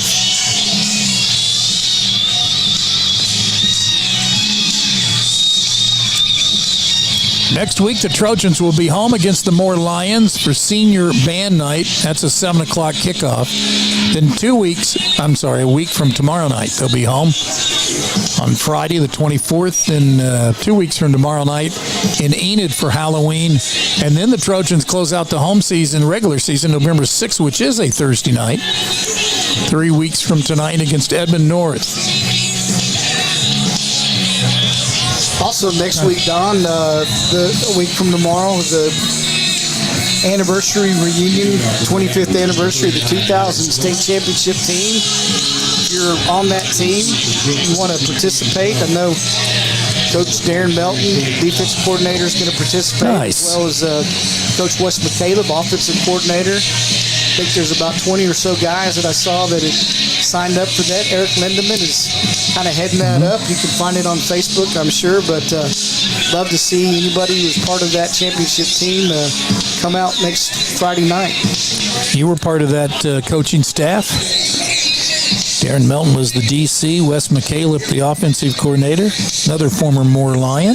Moore Lion, yes, sir. Steve Hildebrand, who's now the AD at Holland Hall. He's going to be out of town, can't make it. Some other guys, Coach Buckmaster, and some other guys. Kim Morrow. Coach Montgomery, obviously coaching next week. Onside kick, and what a wallop. I think Deer Creek has it, and they do. Wow.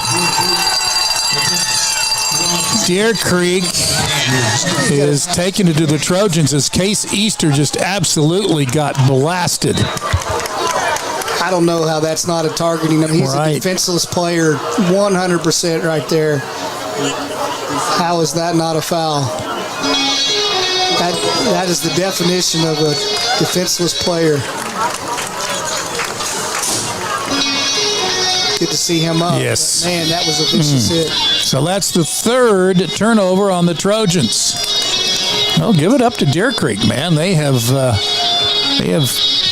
gotten some life here in the first half and have the ball at the Jenks 48-yard line. Trojans came in +5 in the turnover ratio. Had only turned it over 6 times in the first 6 games, but they've turned it over 3 times tonight.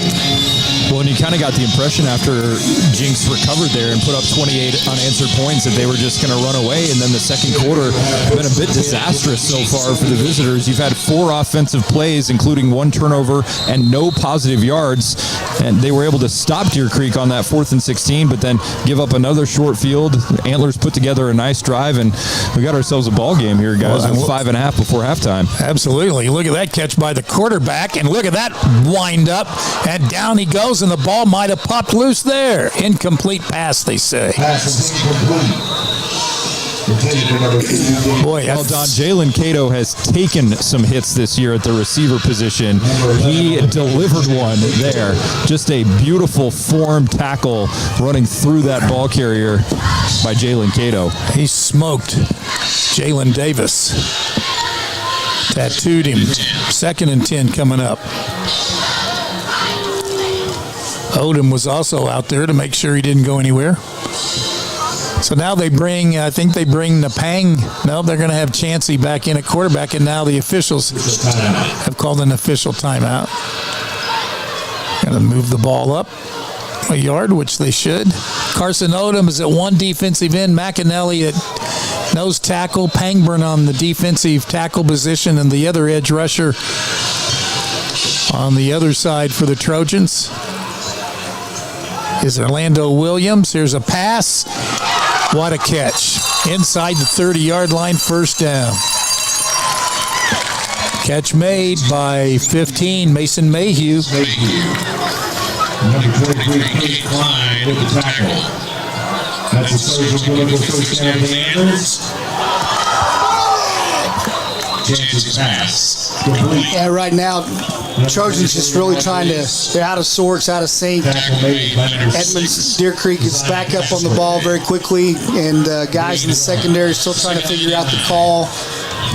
Devin Whalen breaks on the ball, but gets juked out right there, so they're going to have to reestablish up front.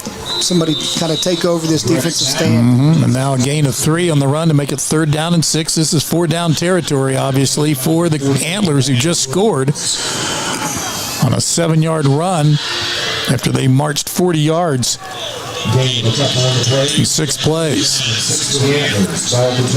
Napang gobbled up here. No gain. Tackle made by Odom. This part of the field, you're really thinking 3rd and medium is a running play, and they get the pain trying to fit in behind those pulling linemen from the right, headed to the left. But defensive unit does a nice job of keeping them there at the line of scrimmage to bring up a big 4th down. Got to make this stop, take this momentum away from this Antler defense, or this Antler unit right now. Dax Chansey, sophomore quarterback at 6'5". And I think Deer Creek's burned their last timeout. That was us. Trojans burn a timeout with 3:47, and we'll come back and see what the Trojans do down defensively.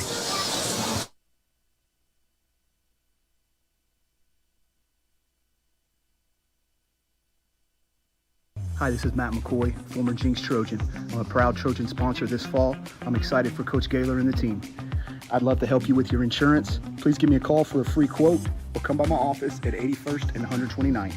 Let me tell you about this new Pretzel Cheddar Club. Hey, I'm Carlos. And I'm Ebony. And a little thing we love about the Chick-fil-A Pretzel Cheddar Club is the tangy Dijon with the pretzel bun. When I add the Dijon mustard to this pretzel bun, it takes it to a whole nother level. It goes perfectly with the chicken and the cheddar cheese and the bacon. Man, you know how much you love bacon.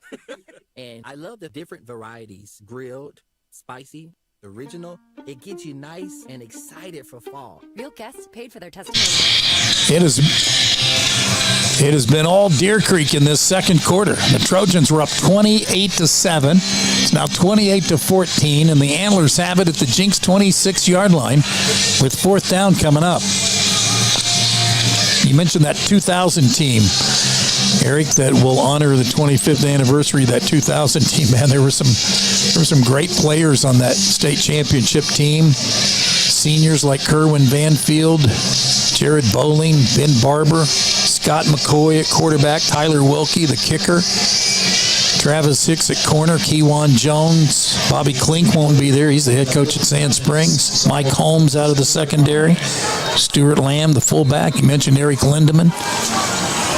Hope to see a lot of them next week. What do the Trojans do? Double coverage and incomplete. Castleberry, I think, was all over it. And was that Klein as well? I can't tell. Yes, it was. They do a nice job of bracketing him right there. I think that's why Coach Gaylor called the timeout, to make sure that the defense was locked in on their keys there. So it's a big stand, especially as Deer Creek was trying to get a little momentum back. But you got to polish off this drive right here well. The offensive unit has not done much this second quarter. And you got 3:39. I don't care if you ground it out or not, but you got to take advantage of this opportunity since Edmond Deer Creek's going to start in the second half to get the ball. So who do they start with? Number 2, and he's caught in the backfield. That'll be a loss of 3. Yeah, just nothing there. He's got guys right on him the minute he's getting the football. Deontay Highshaw makes the tackle. 2nd and 13 from the 23. See if Kazar wants to throw the ball. He's 10 of 17 in the first half. Picks it up the ground, throws the screen, and dropped again. But that's okay. Didn't look like KD had a lot of room anyway.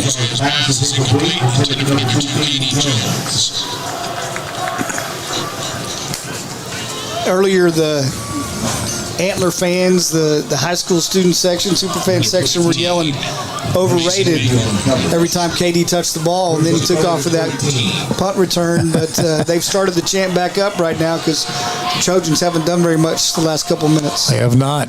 This quarter, they fumbled the ball to start the second quarter. The next series was 3 and out.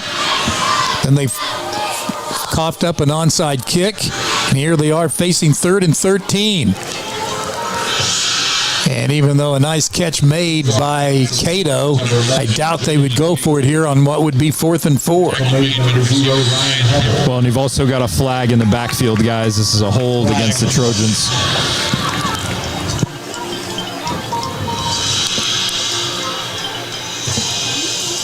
If I was Deer Creek, I would decline it.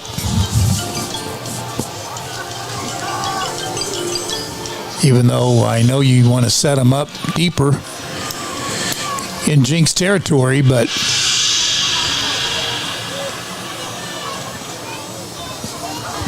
I don't know that I'd chance giving up a big play here with 2:45 to go, and you're in the game at 28-14. Stillwater at home in 6A Division II leading Choctaw. That's a big one, 21-0. Sapulpa at home tonight leading Ponca City 9-0.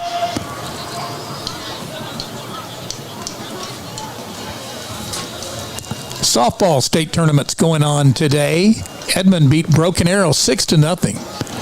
Broken Arrow Lady Tigers have not won a state championship in softball since 2009. It's been a while. Choctaw beat Moore today 6-5. Owasso at Stillwater tonight. Bartlesville and Mustang later tonight. Speaking of state tournament action, we got Jenks Lady Trojan volleyball team won regionals last week, and they will head to the state tournament to kick off that set of competition, that tournament next Thursday. They'll play, I think, Mustang in the first round. But they start next Thursday, so good luck to the Lady Trojan volleyball team.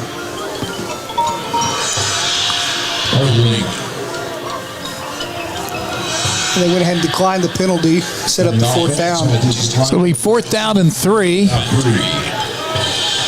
It's a long conversation to deny the penalty. Yes. To decline the penalty. Well, you do face 4th and 3. Wouldn't think the Trojans would fake it. Kester to punt. Sam McHugh the snap. A good kick. Taken at the 25-yard line and down there. Carricker, I believe, on the coverage. Also down there for the Trojans was number 47, Tyler Morris, backup linebacker. I think that was our snapper, Sam McCown, that got down there the first, yeah. So nice snap, but also good job getting down there in coverage. 41-yard kick by Kester. Now you need a turnover. Most definitely. Deer Creek showing some juice here in the second quarter. Down 28-7, now 28-14. And Gibbons has another catch. Stevens fighting through that block early. And Zane Seeger getting out there. But Deer Creek is going to start the second half to get the ball, so you really don't want to give them points on this possession. Good point. Faked the short screen and then wanted to go deep, and that allowed Odom to get his second sack of the night.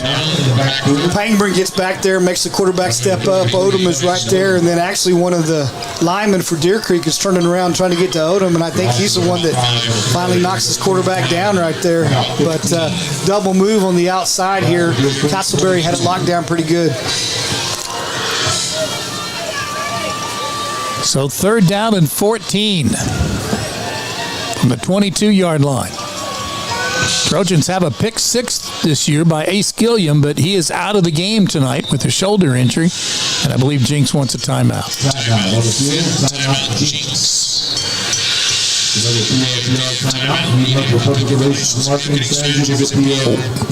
Wade Stanley, the head coach of the Deer Creek Antlers, grew up in Okemah, went to school at UCO, and then became an assistant at Union for Bill Blankenship. And this is his 10th year as head coach here at Deer Creek. Overall record of 57-48. As I mentioned, Howard Scarborough, who was an all-state defensive back at Union, is their defensive coordinator, and as you mentioned, former Bigsby assistant coach, is their offensive coordinator. That's Austin Embry. Great facilities, beautiful campus. First time I've been on this campus. Rob, have you ever been on this campus before? I feel like you're setting me up for a story there. We got time. Yes, I have. I happened to get engaged to my beautiful bride right here on this campus in their high school basketball gym. She was a teacher at the time when we met here at Deer Creek, a teacher and a coach, and the folks here in the administration and the faculty were nice enough to help me out with a little surprise engagement. So yeah, fond memories of this place. Nice. Look at this bullet pass, caught up at the 41-yard line, and a first down. Mayhew with his second catch. But the Trojan defense does a great job of tackling him on an inside route over the field. They're out of timeouts, and so that's where you want the ball to have to go, to the middle and tackle him after the catch. Quickly to the line after the 20-yard gain. Here's a hold, and here's a sack, and a ball loose. Deer Creek covers it back at the 31-yard line.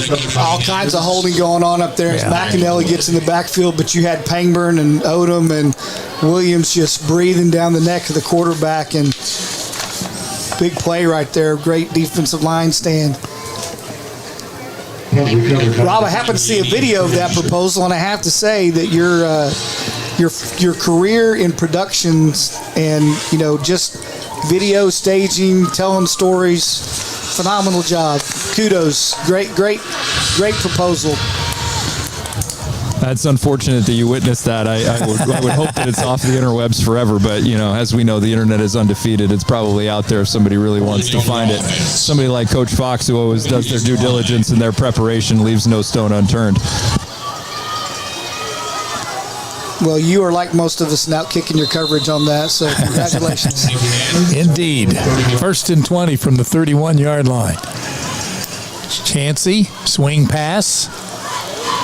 They'll give him a little bit of room, and he'll eagerly step out of bounds, chased out by Carricker and Klein.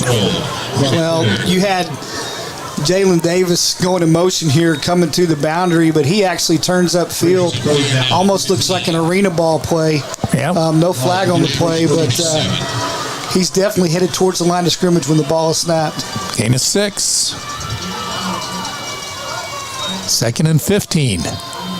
Oh, over the top, incomplete, right over the defender. That could have been an easy pick 6 right there for Waylon. Well, Orlando Williams and Carson Odom putting pressure on him. He lets it go, but Waylon is doing a fantastic job of sitting in that soft part of the zone, making him throw over him. So here's the punt. Katie will not return this one. This one will be down at the 36-yard line.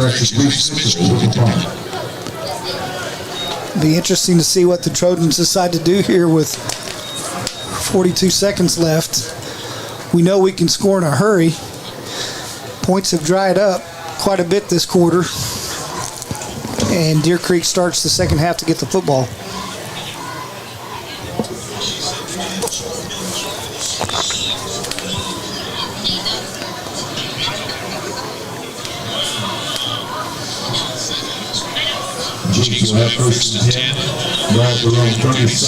Union leading at UConn at halftime, 28-13. Edmond Memorial still ahead of Owasso.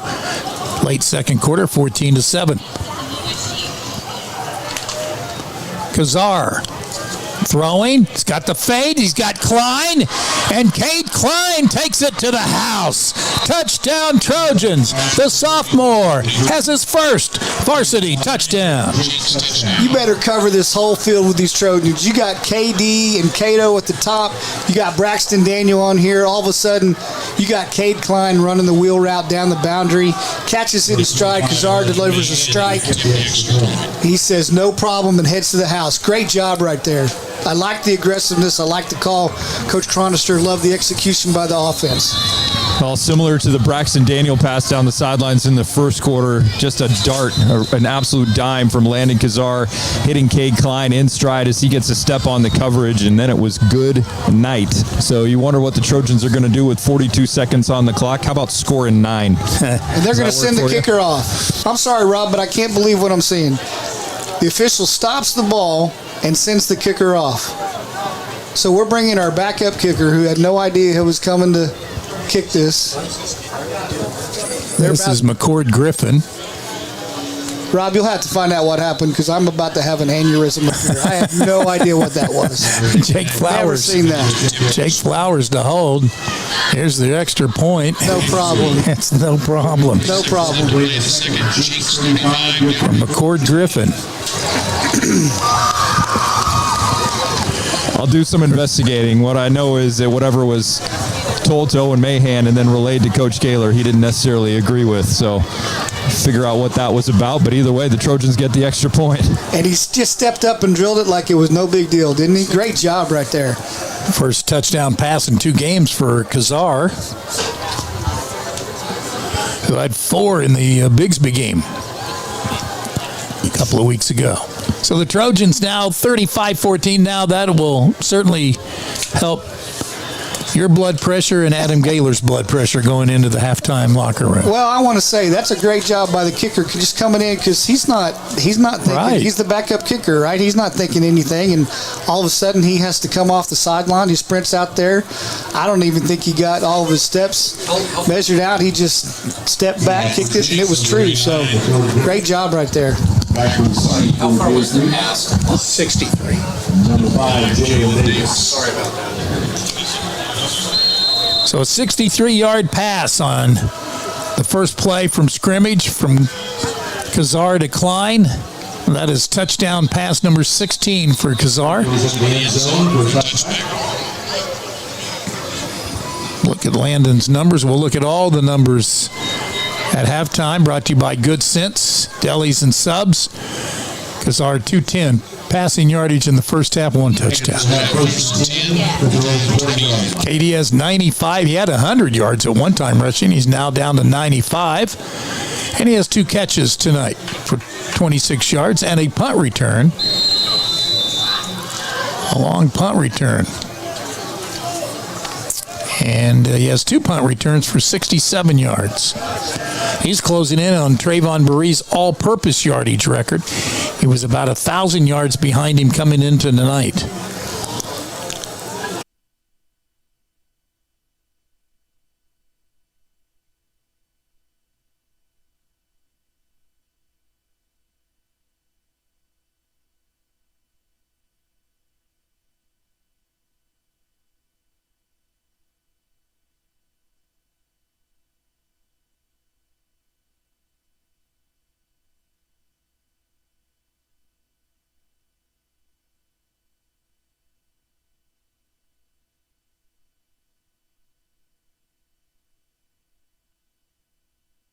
Hey Trojans, get the only card that donates to Jenks Public Schools every time you use it. TTCU Federal Credit Union has donated more than $160,000 so far. Support the Trojans with your card today. Craving comfort? Waldo's Chicken and Beer has you covered. Sink your teeth into our crispy southern fried or juicy rotisserie chicken. And don't forget our scratch-made sides like mac and cheese plus our original sauces. So grab a beer and get clucking to Waldo's. 71st and Yale, Broken Arrow, and Anawasso. Waldo'sChicken.com. Tonight on Bark Island, it's the ultimate adventure at the Woodland West Pet Resort. Newcomers enter the villa. Will they become best buds or playful rivals in doggy daycare? It's glam time. Pups dressed to impress with top-notch grooming. Who rocks the best makeover? Sweet dreams are made in our luxury suites. Owners can peek in live. It's party time. Our pups strut their stuff with fresh tricks to wow the crowd. Trusted, professional, and oh so fun. Join the pack. Woodland West Pet Resort. Well, hello, Trojan fans. Excited to be here. I'm Eric Fox, Assistant Principal, Jenks High School, for another Student Athlete Spotlight. Very excited to have an opportunity to have a conversation with Joshua Hildebrand, senior here at Jenks. Joshua, welcome. Hello. Good to talk to you on. today. You bet. So why don't you just introduce yourself? Tell us a little bit about yourself. Well, I've been to Jenks since first grade, and it's been just a great environment for me. I've loved the math here. Liked all the clubs, I'd say. It's just been a really fun time. I'm involved with quite a few clubs, like the Jesus Club and the Math Club and Drug-Free Youth and stuff, and it's just been fun to kind of see all the stuff that Jenks is about. Yeah, and you very prolific in the math and science area, so we'll talk a little bit about your classes a little later on. You're also part of the cross-country team and the track and field program, right? Yeah, okay. I've been running those ever since middle school, I'd have to say. Okay, great. Yeah. And really successful yesterday. We're filming this on Wednesday, and yesterday the cross-country team had a clean sweep for really the Frontier Valley Conference. Mm-hmm. The boys won, varsity boys won, varsity girls won, junior high boys and girls both won. So, and I know you have a sister that runs as well. Oh yes, she was doing really well. She got 5th on the team, and so just really proud of her and how she's doing. Like, I recently got injured, but yeah, just been a really fun time overall for the program. And I know a couple weeks ago we talked to Charlie Keeley about, Coach Strayhorn and his feat this summer, and we were talking earlier that some of the team got to go out and run a little bit with him. You had a little different experience, but you did get to run with him for a little bit. Yeah, it was just really cool to see it, because who has a coach that goes and runs across Oklahoma, you know? But we were able to see him run outside the main street of our work, and it was fun to see him just there. It was the most coincidental thing ever. But so you just ran alongside him for a little bit. Yeah, it was wonderful. Great.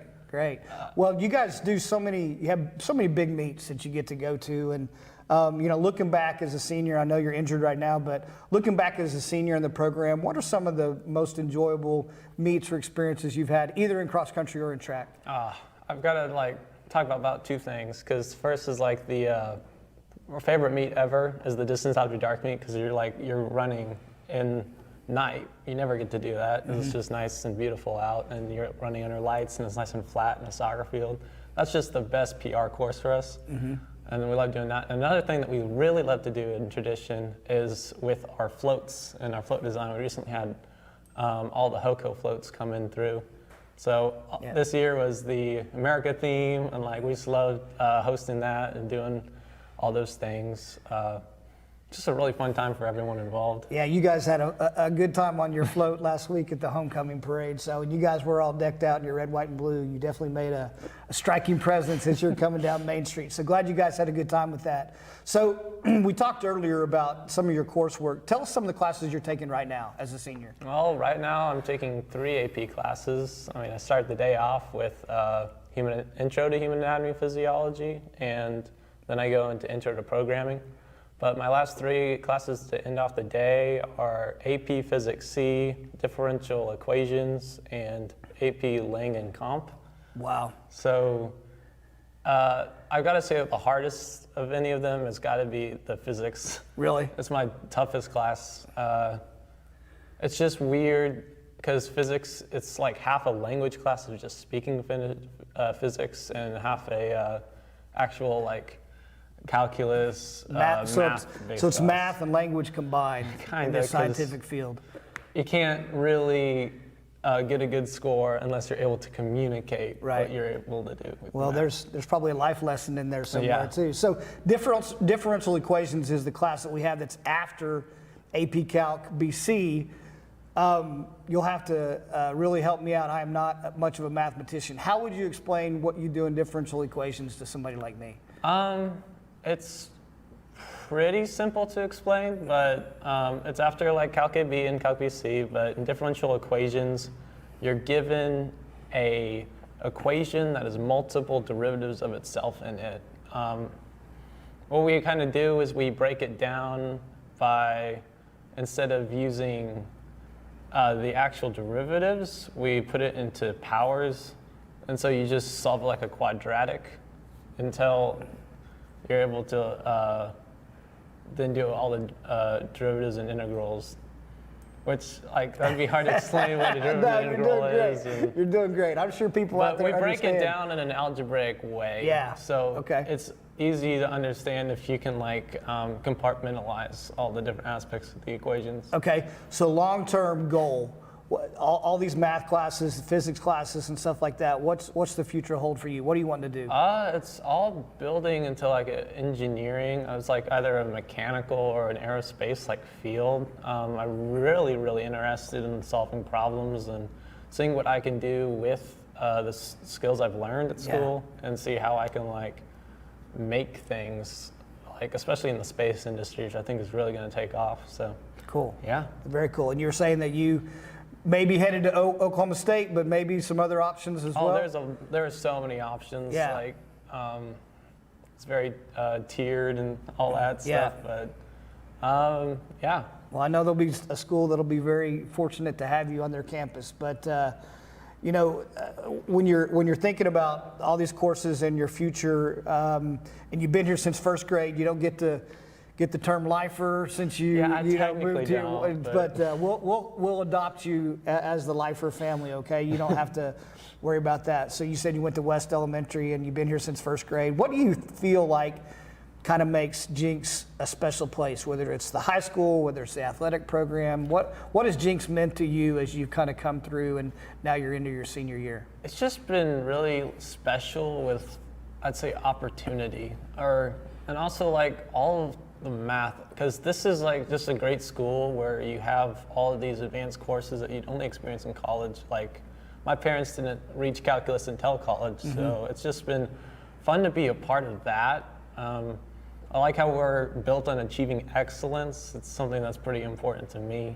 I just love seeing that as all the opportunities that we find in the school, all the things that I've been a part of, it just could only come from Jenks. So. Well, you are a big part of that excellence, and you're an example of our student athletes that are always striving for excellence, you know, through athletics, but also in the classroom. And so just really appreciate your this opportunity to have a conversation with you, to let other people have a chance to meet Joshua Hildebrand with this Student Athlete Spotlight. So thank you for your time today, coming in the morning of fall break to have this conversation, but we appreciate it. And hope you guys have enjoyed hearing from another one of our fantastic student athletes at Jenks High School.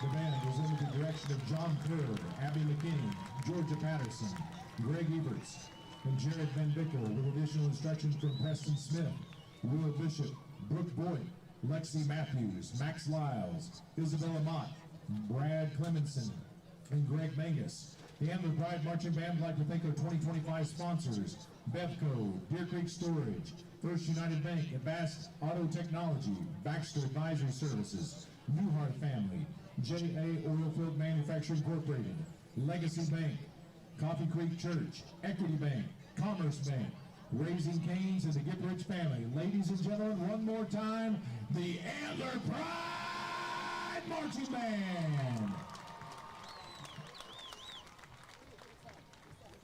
You're saying you work, okay? You're not meeting normal. But I'll be your mom. Once again, ladies and gentlemen, don't miss out on the chance to purchase a raffle ticket that could win you a zero-turn Ferris riding lawnmower. valued at almost $10,000.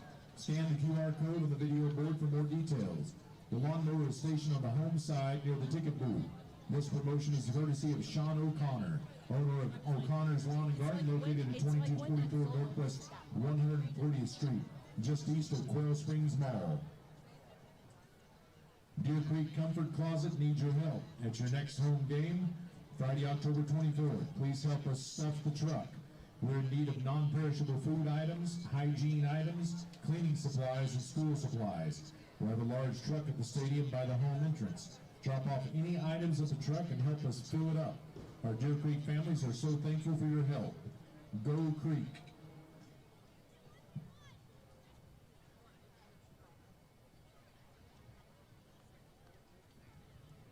Whether your dream is a new home, new business, or life well lived, realizing a dream is not accidental or static. We believe investing in dreams is more than a nice idea. You deserve a financial partner who believes in you. Brought to you by Kirkpatrick Bank. Home loans, business banking, wealth management. Visit us at kirkpatrickbank.com. Thank you to Kirkpatrick Bank for supporting Deer Creek Athletics. Need a doctor? Mercy has available doctors in your area. Go to mercy.net/fansfirst to find a timely primary care office or video visit. Go to mercy.net/fansfirst. Browse, book, and be seen.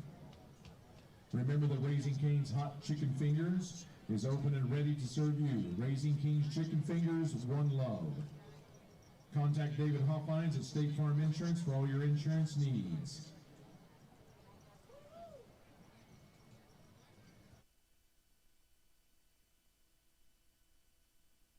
Hi, this is Matt McCoy, former Jenks Trojan.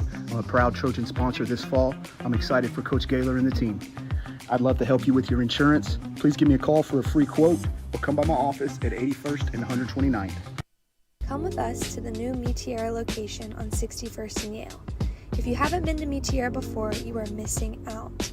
From the large portions to the great prices, this is really one of the best places to eat in Tulsa. Not to mention the incredible service you receive from each team member. So get to Meteora on 61st and Yale as soon as you can, and don't forget to try the churros. Hey Trojans, get the only card that donates to Jenks Public Schools every time you use it. TTCU Federal Credit Union has donated more than $160,000 so far. Support the Trojans with your card today. Make every occasion unforgettable with Waldo's Chicken and Beer. From corporate lunches to special events, enjoy our irresistible dishes, including breakfast. Waldo's full-service catering has you covered. We'll handle the food so you can focus on what matters. Waldo's Chicken and Beer. Catering made easy. Welcome back to, well, you've never left. I guess we left for a second. So we welcome ourselves back to Tyler Tidwell Stadium, Heflin Field. And right now the Trojans lead 35-14 at halftime as we do the stats here. And hang on.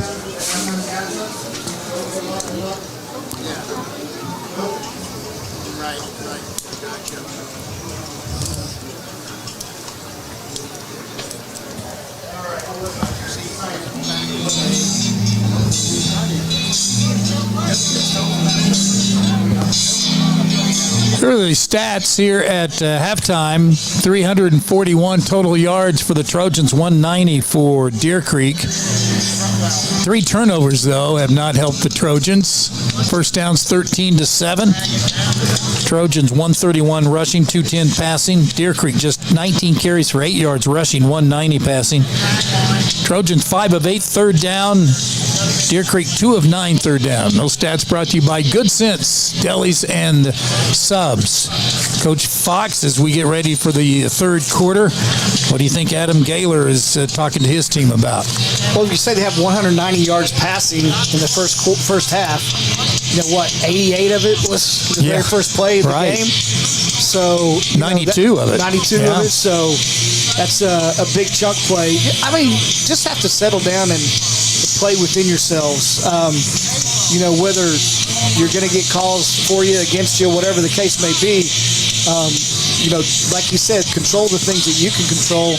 That's your attitude and effort. Make sure you have your eye discipline. being in the right spot. Then play your technique, whether that's beating the guy off the ball, whether that's, finishing a block, whether that's finishing a run, whether it's finishing a catch, whether it's finishing a tackle.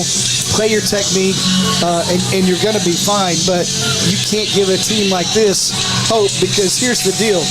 They win this game, Deer Creek wins this game, it's their Super Bowl, right? So we know we're always going to get everybody's best effort. We have to do what we know how to do to play disciplined Trojan football. Well, Deer Creek wins this game. They control their own destiny for second place, really, in the district. So, which means you're hosting a playoff game. Yes, and all sorts of things. Yeah, they got a lot to play for tonight. So do the Trojans.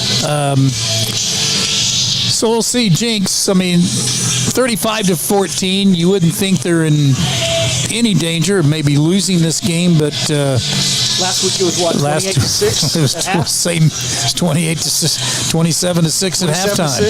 And Trojans had to get 8 touchdowns from KD Jones, 8 rushing touchdowns, and they needed every one of them to win 55-48. And a big interception. Yeah, Kate Klein had a huge interception. They're going down to score. Right. And so, speaking of Kate Klein, what a huge way to get into the end zone tonight. Young man's making a big contribution to this team. So Kate Klein with that 63-yard TD catch and run with 33 seconds left before halftime was a huge Matt McCoy insurance score, if you will. And the Trojans, believe it or not, got the opening kickoff, and despite a couple of penalties, KD broke loose for 49 yards. But on the next play, the Trojans tried to throw it on the post pattern, and it was picked off. And then on the next play, a 92-yard double pass from Chansey to Gage Gibbons to Jalen Davis. I got it as 91, but statistically, I think Craig Bowman has it at 92, so we'll go with 92. And Deer Creek led 7-0. Trojans then came back with a 73-yard drive. KD scored from 3 yards out to tie it.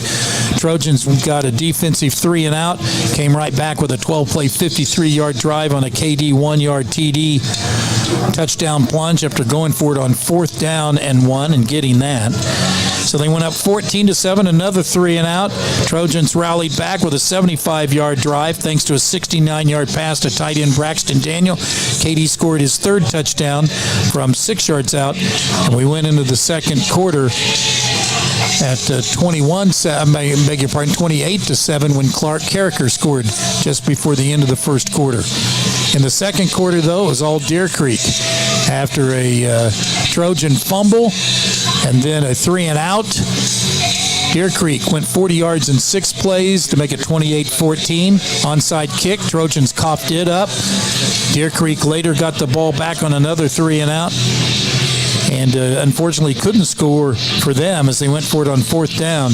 And that's when Kazar hit Klein for the 63-yarder to make it 35-14. KD at halftime, 15 carries, 95 yards, and 3 touchdowns. Landon Kazar had a decent first half, 12 of 20, 210 yards, 1 touchdown, 1 interception. So there are your numbers as we get set for the third quarter.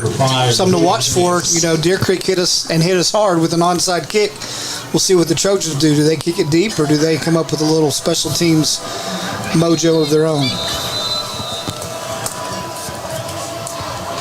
And the kick by Griffin into the end zone. That might be the first touchback he's had this year.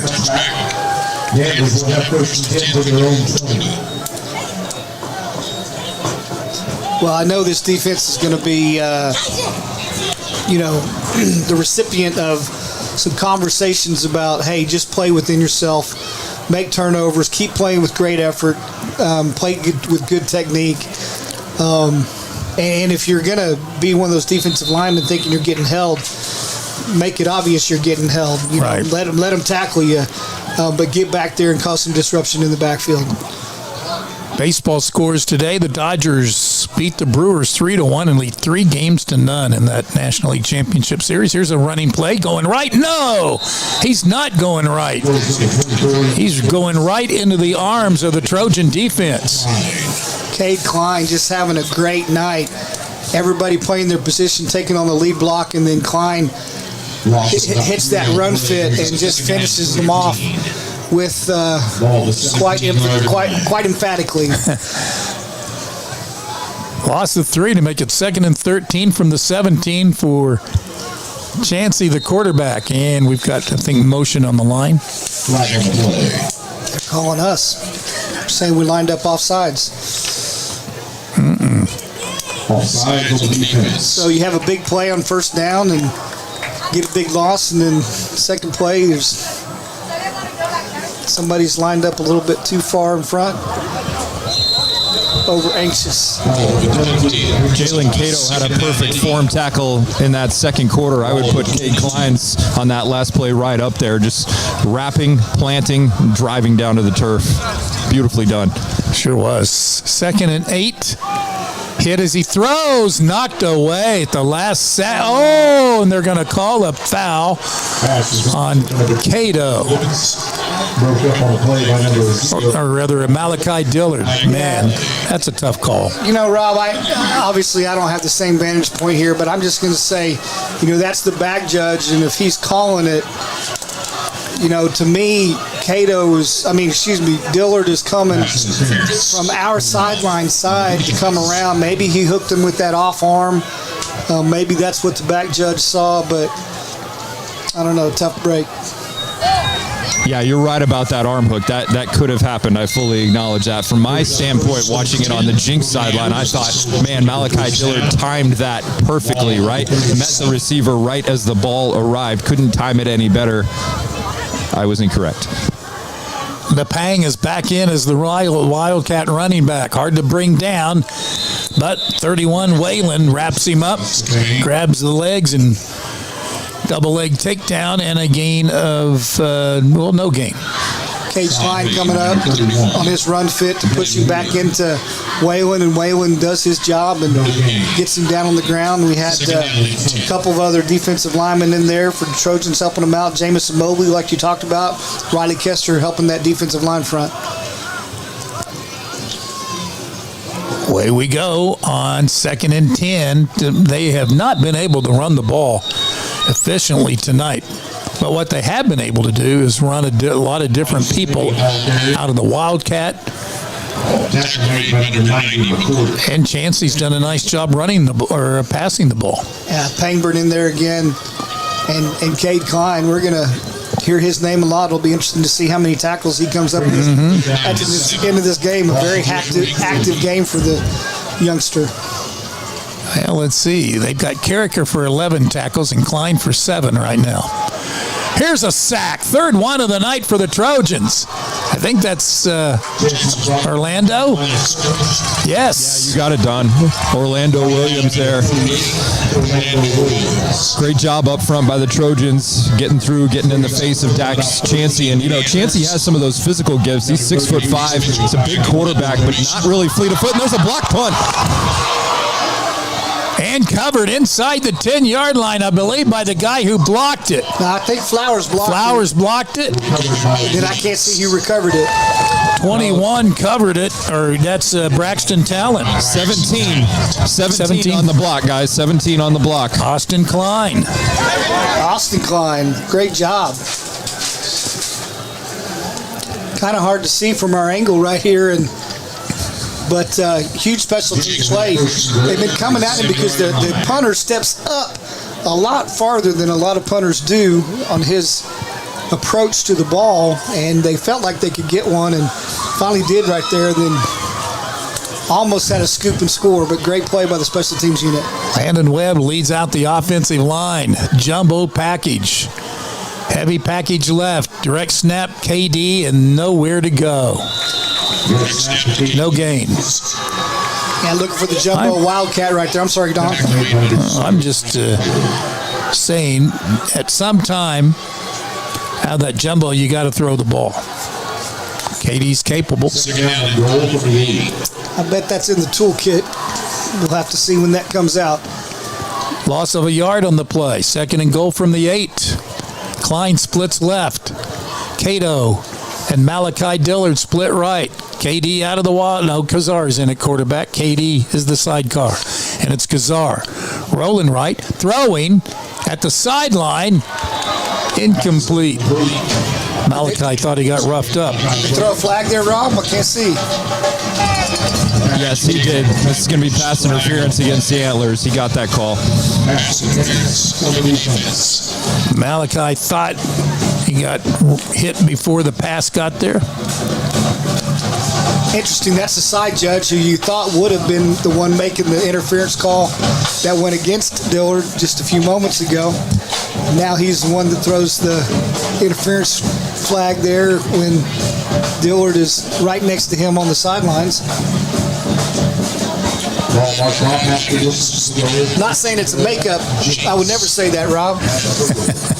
First and goal from the 4. They move it half the distance. Klein split left. Daniel and Odom move left. KD caught in the backfield again. Loss of 4. So this is not the biggest defensive line that we play, but talking to Coach Greenwood, this is a defensive line that can move around, that's quick off the ball, and right now they're just stunting underneath our blocks and creating some slants and some angles that are difficult for us to get a hold of, causing some difficulty for KD in the backfield. And the last 3 carries have been a negative 9 yards. So they throw to the goal line. Touchdown, Trojans. We got a flag down here in the Trojan backfield, unfortunately, guys. Looks like this one might be coming back. I think they're going to call it on Kester. Kester took his guy from the left tackle position almost all the way over to the hash mark on the right side, and unfortunately that's going to come back.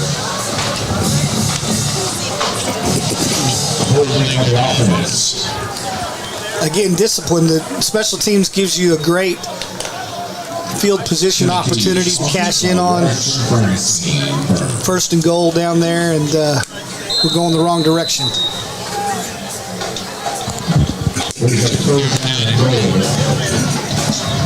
So it's 3rd down and goal from the Deer Creek 16-yard line. Fake to KD, throw, the post. What a catch. Put that one on the board. Touchdown Trojans on the catch by Malachi Dillard. And a penalty flag. Oh, gosh. It's got to be a dead ball penalty for celebration afterwards. Oh. I'm thinking, Rob, anyway. Yeah, that's what it's got to be. I'm telling you, though, when you make that catch and you're wearing those sparkle shoes that he's rocking tonight, you got to dance. You got to dance a little bit in the end zone. Well, those are custom shoes that his sister designed for him. Really? She bedazzled him. I haven't get a chance to see him.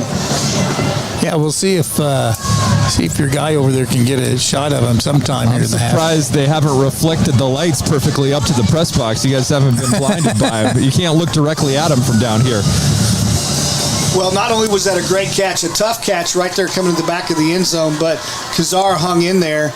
He knew he was getting pressure, got hit as he stepped into the throw. In fact, I don't think he could even follow through all the way on the throw. So great poise by the quarterback to deliver that ball inside to Dillard, and then the wherewithal to not only secure the catch, but make sure he had it before he stepped out the back of the end zone. Well, and Mahan make sure he has his mouthpiece in this time.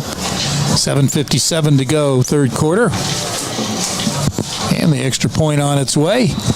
And right down the middle. So the Trojans improved their lead to 42-14 after a blocked punt. Started at the 7, moved them back to the 16, but they come up with a big TD midway in the 3rd quarter. Again, KD came into this game needing 935 yards overall to pass Trayvon Barree for the most rushing yards in Jenks Trojan history. And he's at 90, pretty much 90 here tonight. Had 100, but like I say, has taken steps backwards here in the last 3 carries.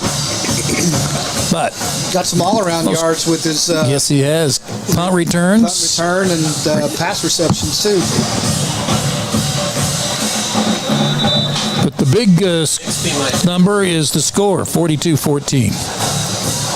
Bixby's got 92. Tim Willard, who's covering the game for the Tulsa World, says Bixby's put 92 on Enid tonight. Ouch. Let's run down.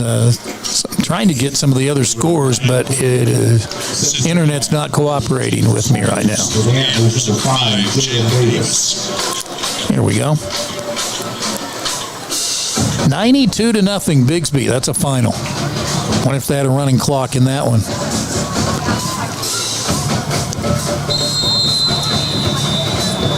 No prisoners. 14-14, Owasso and Edmond Memorial tonight in the third quarter. Here's the kickoff return.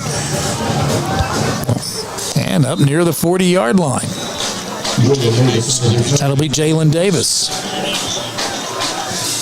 The coaching staff knew that Deer Creek had some very talented skill guys. Felt like we should be able to win the line of scrimmage. We did that really well in the first quarter, at least on the offensive side of the ball. Lately, the defensive line has kind of taken this game over on the defensive side of the ball, but the offensive line has struggled a little bit with the quickness of that defensive front from Deer Creek, and hopefully this defensive line shows another good stand like the last one. Mustang at halftime at home leading Edmond North 37-13. Pass upfield to Gibbons again to the 47-yard line, a gain of 8. Stevens playing that nickel position that you talked about earlier, Don. Yep. He's doing a nice job of securing the tackle. You know, even if the ball's coming to him, they've got a good pickup. But if he misses that tackle, that's 6 points. Exactly. So really playing that position well right now.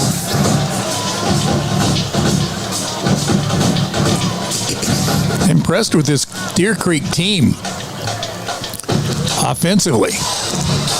You only put 14 points on the board.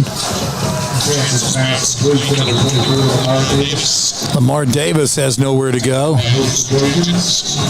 Too many white shirts there, and a loss of a yard makes it 3rd down and 3. Odom, Stevens, Klein, you name it, they were over there.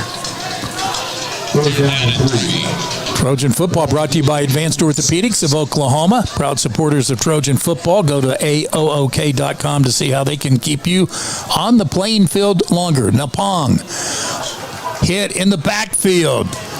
Much better pursuit to the ball, even though the scrum gets him to the first down marker, or just shy of it. Wow. They're going to go for it. Yeah. No doubt about it. Blame them. McAnally does a good job of getting back there and making him run the hump, run the bubble, but just couldn't finish to get him down on the ground when you thought you had him around the line of scrimmage. And I don't think Deer Creek's going to hesitate to go for it right here. Don't blame him. Midway third quarter, down 42-14.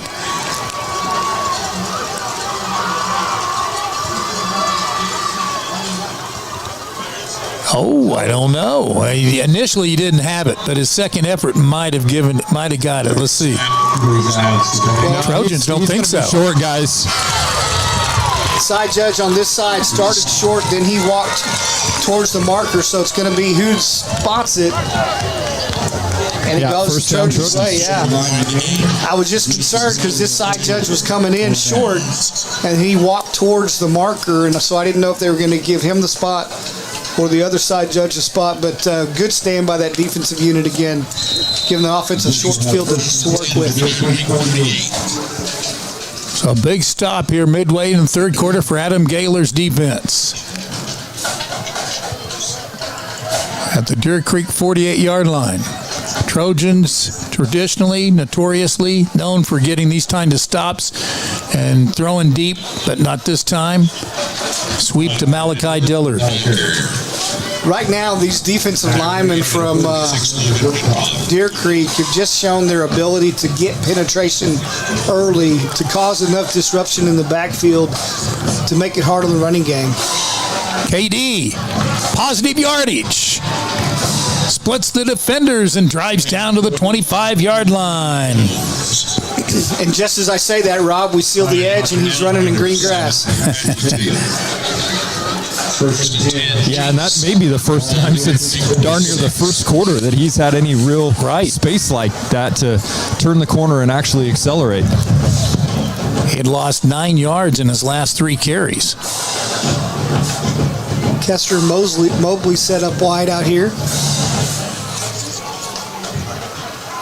Instead, they'll go to the short side of the field to Malachi.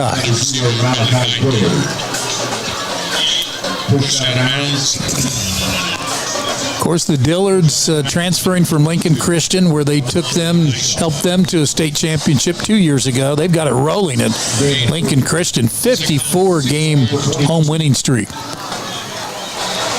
Here is Cato from the 22 down to the 5.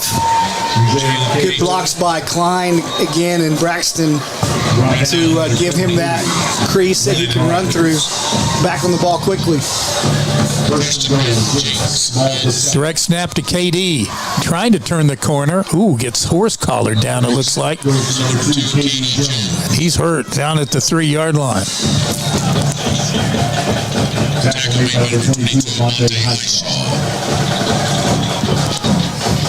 He's up, but he took a shot that time. Carson Odom and Luke McAnally coming in at the H-back position to give a little bit of a heavier support from the backfield.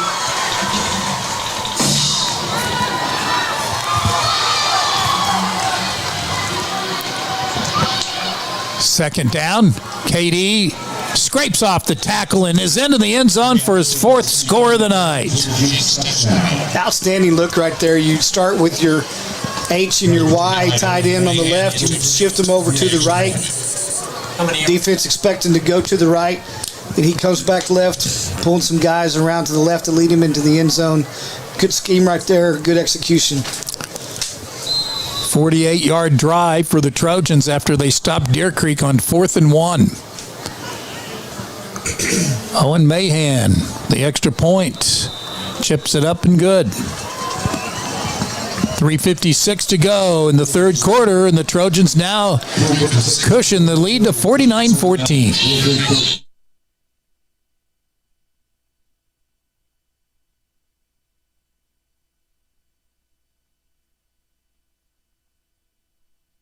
Hey Trojans, get the only card that donates to Jenks Public Schools every time you use it.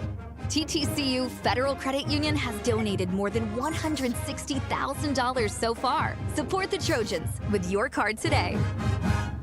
Craving comfort? Waldo's Chicken and Beer has you covered. Sink your teeth into our crispy southern fried or juicy rotisserie chicken. And don't forget our scratch-made sides like mac and cheese plus our original sauces. So grab a beer and get clucking to Waldo's. 71st and Yale, Broken Arrow, and Inawasa. Waldo'sChicken.com. Malachi Dillard's had a nice evening.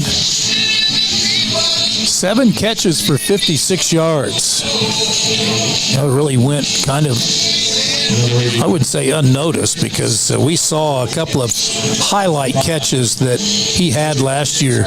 Eric Fox, and knew what kind of athlete you had returning that receiver. But Caleb, his brother, really took over a receiver as the leading receiver coming in. Malachi had some injuries, missed the last couple of games, but they've really tried to get the ball more to him here in the last couple of games. It just opens up what Landon can do. It opens up what KD can do. It just puts a lot of pressure on the defense.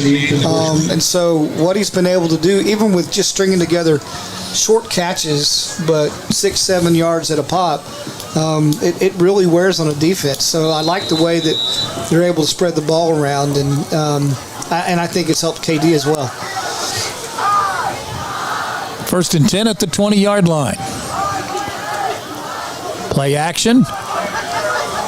And the Trojans blow it up. Boy, you can just tell the intensity Rob Labor here in the second half defensively has been ratcheted up. Yeah, Jalen Cato coming up with another nice stick there, guys. Made the initial pop, then grabbed that jersey, make sure he didn't go any farther. And you said it, Don, the physicality of this Jenks defense really showing up in this second half, starting to impose their will. Ball about the 16. Union leading at UConn in the third quarter, 35-20.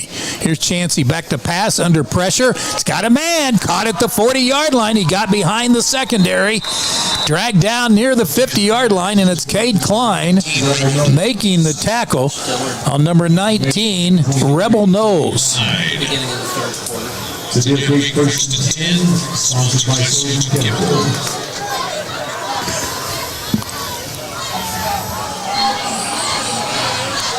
Oh, he caught that inside the 20 and down. Oh, he's still on his feet.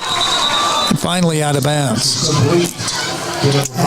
Wow. Yeah, and I think Nashua got hurt on that play. Maybe not. He's getting up slow. I think he kind of, as he stopped to try to tackle him, well, we got a holding call. That's going to help the Trojans out.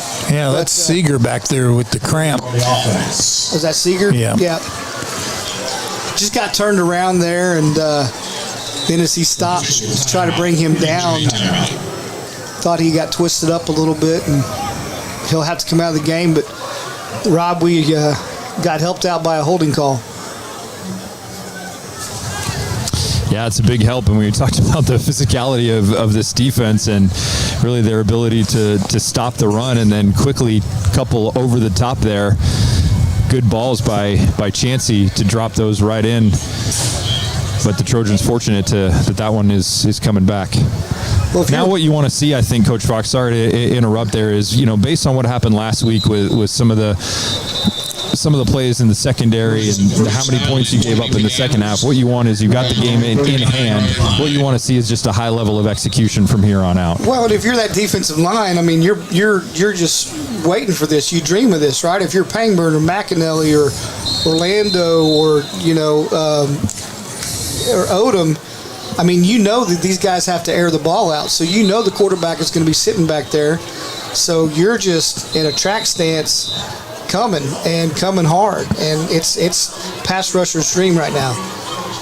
Screen pass, and he had one blocker, but too many defenders out there. Klein, Rhett Pangburn all the way out to the sideline. And as far as the defensive secondary, I mean, you can really make it easy on your secondary by pressuring the quarterback. Right. It's hard to throw the ball when you're on your back. Well, this is a great opportunity for Zane Ziegler. And, gentlemen, you just mentioned to really get Aiden Stevens to get some playing time, get some seat time. They're going to give up some plays, but you hope that they make improvement in the next 4 weeks as you get Gilliam back, Middlestead back, and more playing time for these guys down the road will help you probably in the postseason. Oh, most definitely, because you never know when somebody's going to go down, and you got to have somebody who's able to step up and knows what to do. Gain of 9 makes it 3rd and 9 from the 50. And Chancey, who's putting up some numbers, is going to go down for the 4th time tonight. Swimmer brings him down, along with McAnally. Bryson Collier. And Bryson Collier. Yeah, I think Bryson was the first guy there, yeah. Fights through there, gets the penetration, and then getting cleaned up by McAnally and Pangburn. Sweet music there from Bryson Collier. His grandfather, an outstanding musician in Creek County. So here's a punt coming up for Reese Mitchell.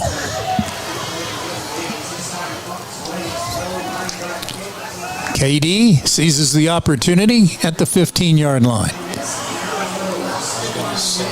And he'll be slung down, and a penalty goes down as well.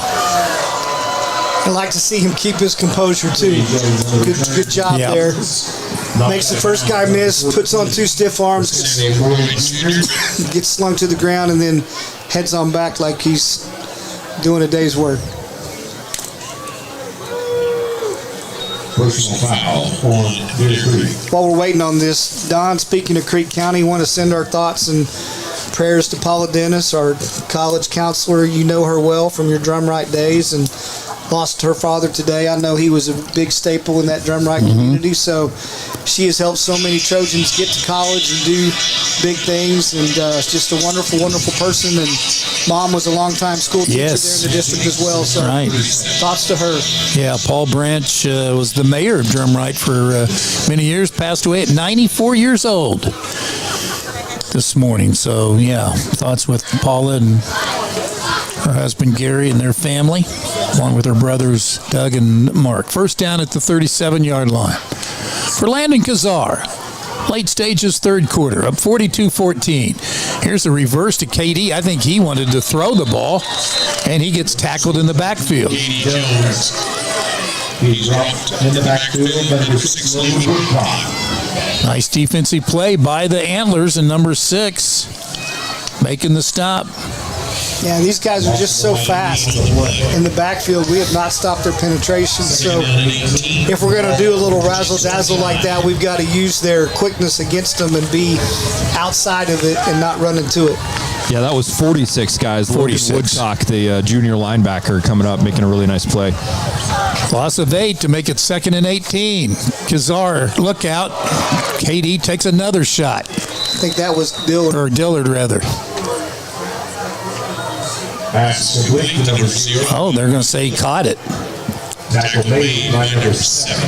Well, that was read really well by Apache Taylor. As Kazar was leading him, you know, Dillard's eyes are on that ball, and Apache Taylor can just go full-on sprint to the ball, and boy, he stuck a shoulder right in the rib cage of Malachi Dillard there. Malachi Dillard took a shot. To his credit, he's popped up and back out there ready for the next play, but that one had to hurt. They're still talking about this, whether it's a catch or not, I think, unless they're saying it was a backward pass. I did not think that was a catch. Yeah, they're going to give the ball to Deer Creek here. Oh, my goodness. They've just signaled Deer Creek ball. I don't know how they got to that point. So they're going to rule a backward pass and a fumble, and Deer Creek has the ball with 58 seconds left here in the third quarter. 49-14 Trojans. All right. Well, the ball will be marked at the Jenks 25-yard line. By the way, Jenks Athletic Director Clay Martin not with us tonight. He's in Cincinnati wearing the white hat, and the Bengals midway third quarter leading Pittsburgh 20-10. Tulsa is trailing East Carolina late in the third quarter by 2 touchdowns, 31-17. Got a text from one Carter Fox who said that Coach Martin and Mr. Aaron Rodgers were having a little conversation. Nice. So we'll have to check out the highlights. Yes.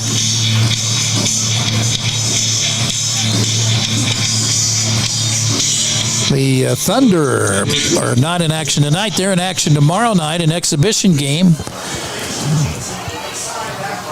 First down.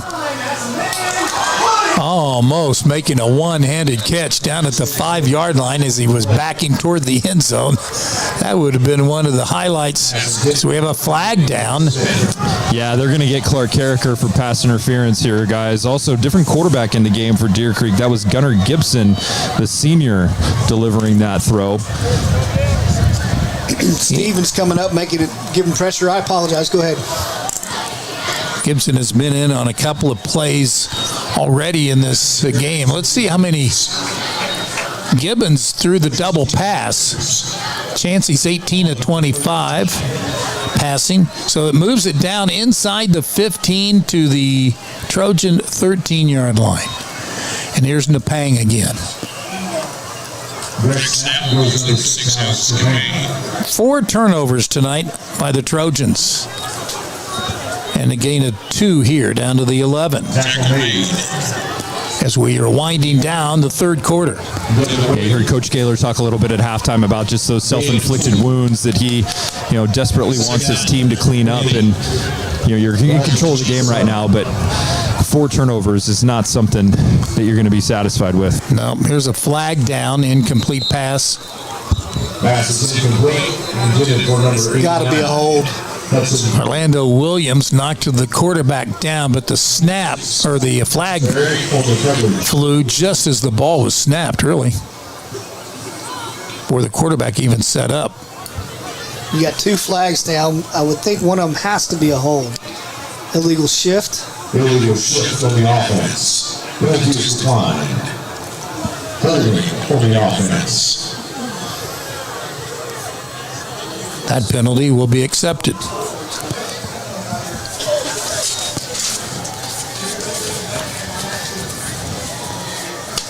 You also saw Castleberry that time coming from his cornerback position. He was zoned in, dialed in on that receiver, trying to break up the pass, but did not quite see the ball ricocheting off the receiver. The ball's going to be marked at the Trojan 24. So it's going to be 2nd and 21. Fumble the snap, and he'll have to fall on it back at the 32-yard line. Well, you're thinking, wow, things are getting kind of sloppy right now, but you got to give credit for why things are looking sloppy. You've got Odom, you've got McAnally, you've got Williams and Pangburn really causing problems up front as we run out of this quarter. So we head to the 4th quarter. It's Jenks 49, Deer Creek 14 on Jenks Trojan TV. This sandwich, it's a complete game changer. Hello, this is Mike, and a little thing I love about the Chick-fil-A Pretzel Cheddar Club is that juicy chicken with that toasty pretzel bun. From the first bite to the last bite, that bun, it's crispy, cozy, just amazing. With the pretzel bun, the Dijon mustard, and the chicken, you have those 3 things together, and it makes that sweet, savory kind of combination. It's everything that you love about food rolled into one. It looks phenomenal. It tastes great. It's delicious. Real guest paid for their testimonial. When you've got to spend some time away, there's no better place for your best friend to stay than Woodland West Pet Resort. With 17,000 square feet of fun, you can both take a no-guilt vacation. Relax, both of you. Pick up a new skill. Chow down on some well-deserved vacation food. Make new friends. Have a spa day. And finally, come home to your best friend.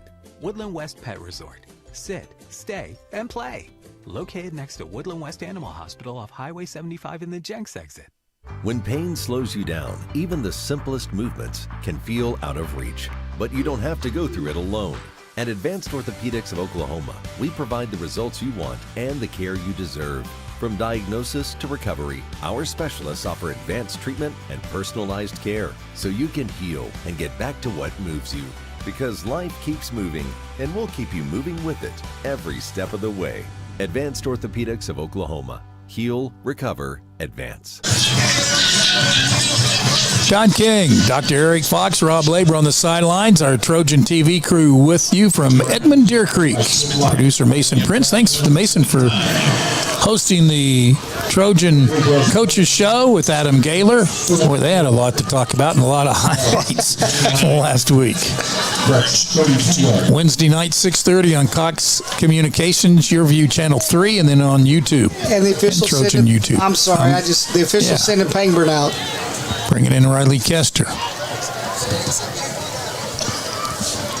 So to resume here, 3rd and 29 from the Jenks 32-yard line for Deer Creek. They've got to get to the 3 for a first down.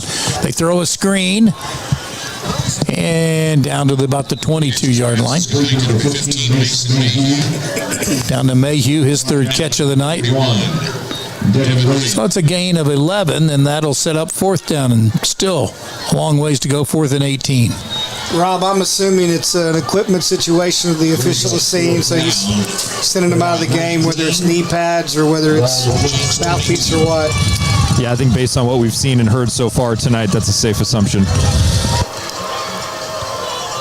On 4th down, over the middle, broken up, incomplete, short of the first down as it was. Cade Klein on the coverage.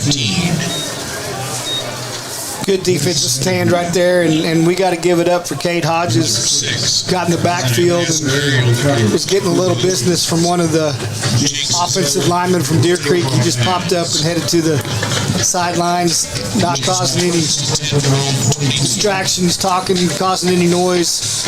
You got to keep your composure in a game like this, especially the way the officials been calling it. So good job by Cade right there after he causes some disruption in the backfield. So early 4th quarter, Klein catches a pass, gets about 3 or 4 yards from Kazar.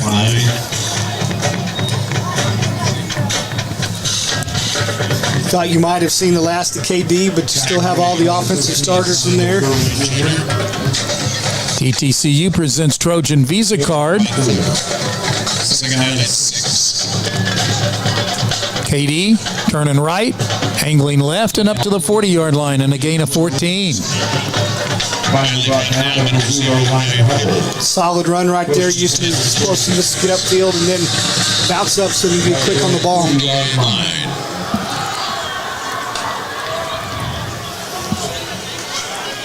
Nowhere to go here, in jail, and a flag down. That had to be they may call a hold, but they sure had a face mask that was bigger than life. The State Fair of Texas, Big Dallas, Big Tex.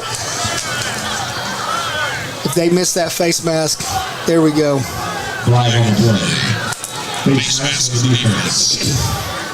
I don't know how they call it a 5-yard variety because it stopped him and spun him around. Moves it up to the 45, 1st and 5. Tulsa's driving. Oh, Tulsa's scored. Start the 4th quarter.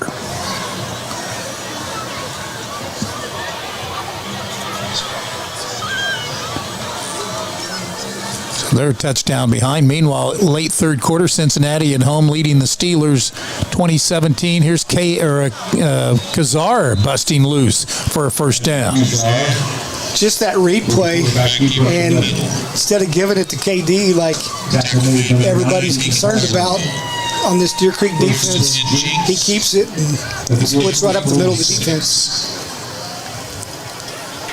The Deer Creek 46-yard line, 10 minutes, clock running. Kazar looks, got a man wide open, caught at the 30. What a move by KD.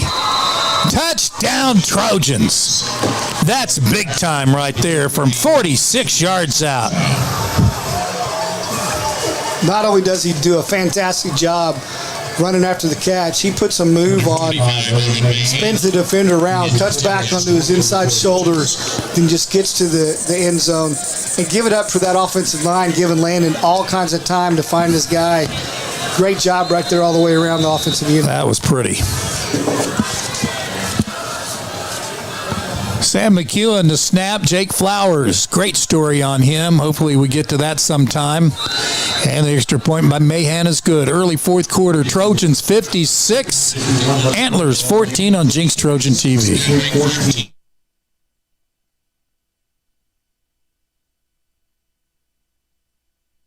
At Our Best Bank, we believe financial confidence should be within reach for everyone. That's why we're here to help you plan and achieve your goals at every step. Because everyone deserves a financial partner who cares. Our Best Bank, we believe. Let me tell you about this new Pretzel Cheddar Club. Hey, I'm Carlos. And I'm Ebony. And a little thing we love about the Chick-fil-A Pretzel Cheddar Club is the tangy Dijon with the pretzel bun. When I add the Dijon mustard to this pretzel bun, it takes it to a whole nother level. It goes perfectly with the chicken and the cheddar cheese and the bacon. Man, you know how much you love bacon. And I love the different varieties. Grilled, spicy, original. It gets you nice and excited for fall. Real guests paid for their testimony. Give those to me again before the end of the game.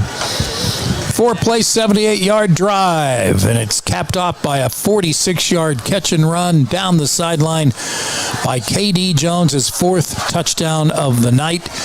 And the second-ranked Trojans are marching on. The Trojan train is rolling into fall break, 56-14. How many does he have? I have 6.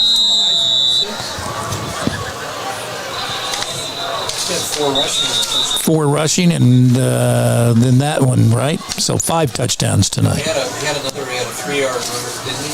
3-yard rush? Tim, you would, Tim Willard's asking me, you would know more. I am so far behind. I got 3, 4, yes, 4 rushing and 1 receiving. 5 touchdowns. Kerker had 1 touchdown run. Oh, I confused that. What was his name? Clark Kerker had a TD run at the end of the 1st quarter. 19-yard run. Oh, that was it. And we just sent the kicker out again, right, Rob?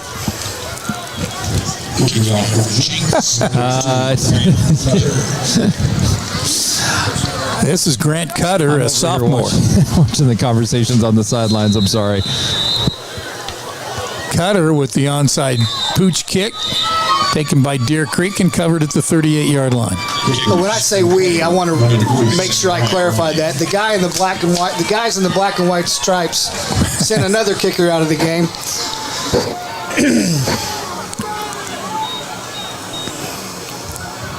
So Tulsa has cut it to 7 early fourth quarter. East Carolina 31, Tulsa 24. That game in Carolina. Bengals late in the third at home, leading the Steelers 20-17. Baseball scores. Dodgers beat Milwaukee to go up 3-0 in the NLCS 3-1. And Toronto, after losing 2 at home, have rallied back. Won yesterday and winning at Seattle 5-1 at the bottom of the 6th. There's a pass. Chancey caught, 50-yard line and out of bounds. Got some different guys in there now defensively up front. You've got Julian Tugwell. You've got Jaden Terrell. Bryson Collier, who made a big stop a little while ago, back in. Rebel Nose on the catch for 13 and a first down, just past midfield.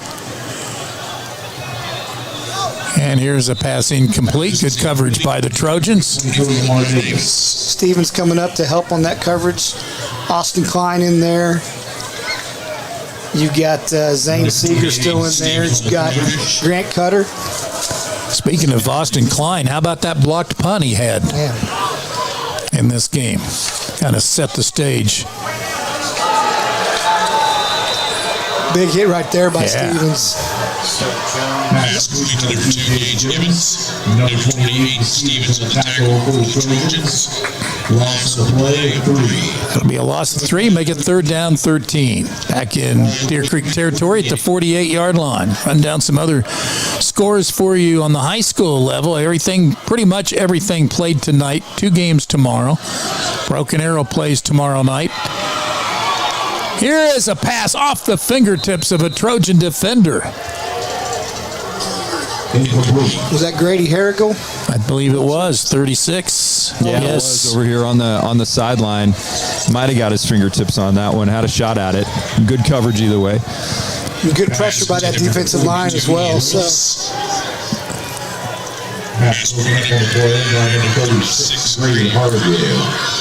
So fourth down, and Reese Mitchell, who follows a long line of kickers here at Deer Creek, like Logan Ward, who's the OSU kicker, and current OU punter Grayson Miller, both played here at Deer Creek. Fair catch called for, taken at the 15-yard line by the Trojans. Don, I hope before we get done here tonight, you can tell us about the name of the stadium. I know you did a little research on that. Yeah, Tyler Tidwell. It's named after Tyler Tidwell, who was a player here and went to the Naval Academy? Naval Academy, yeah. Yep. And Steve Neal, who is a defensive coordinator, former Jenks player, defensive coordinator here. His son was talking to Steve one day, and Dad, did you ever hear the story of Tyler Tidwell? Ooh, ball on the ground, and I think Deer Creek got it back. Did they get it? No, we got it back. No, Deer Creek got it. Deer Creek got it. Yes, they did. Wowzers. So 5 turnovers on the night. This one's a little harder to overcome on the 10-yard line.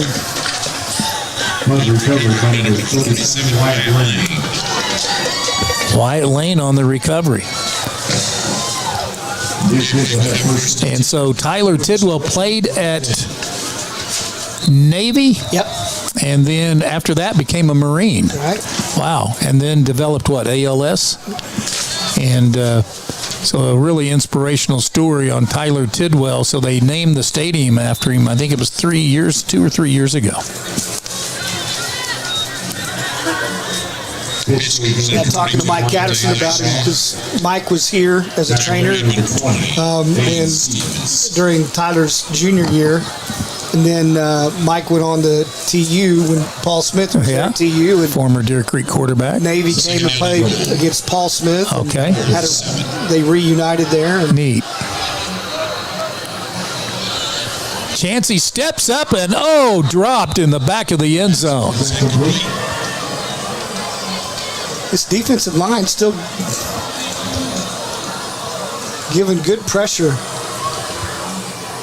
So you got to give it up for those guys continuing to battle up in there.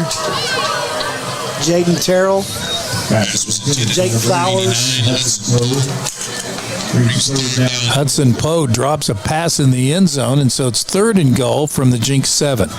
Jenks 56, Deer Creek 14.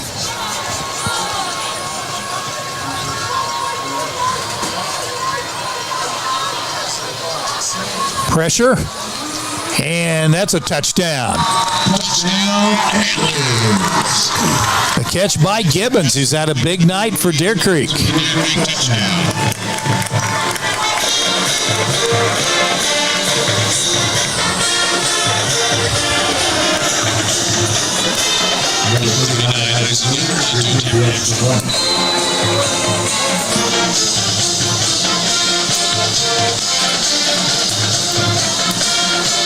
Reese Mitchell to attempt the extra point, and it's good.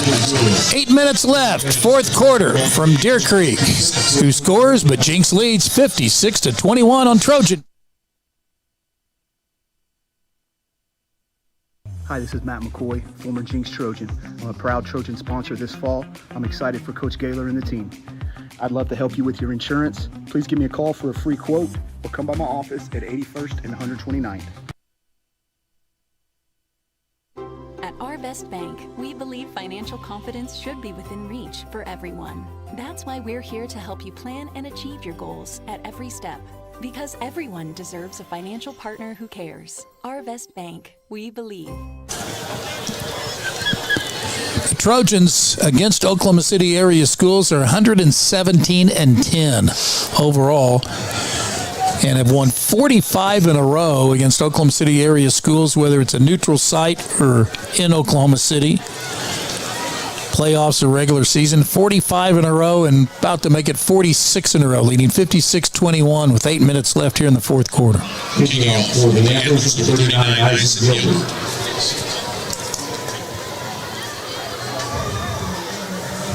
Next week, the Trojans with a 7 o'clock kickoff next Friday, a week from tomorrow night, against the Moore Lions at ATS. Trojans expecting an onside kick here. Got their hands return unit on.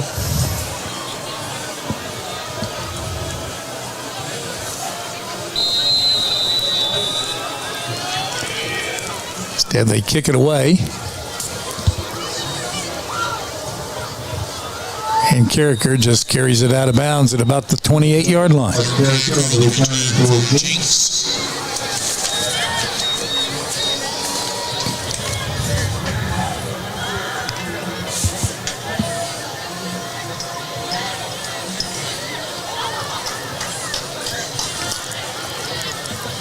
So again, next week, not only will it be band senior night, we will honor the 2000 state championship team, 25 years ago.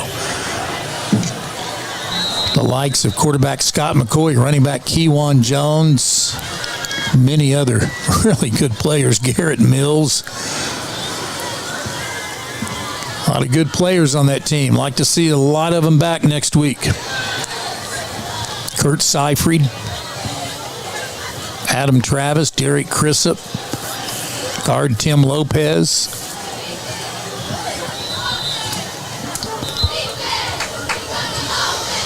So we got a next offensive unit in there. That was Q. Q, wasn't it? Yep. Isaiah Q. Butcher, the backup quarterback, gain of 3.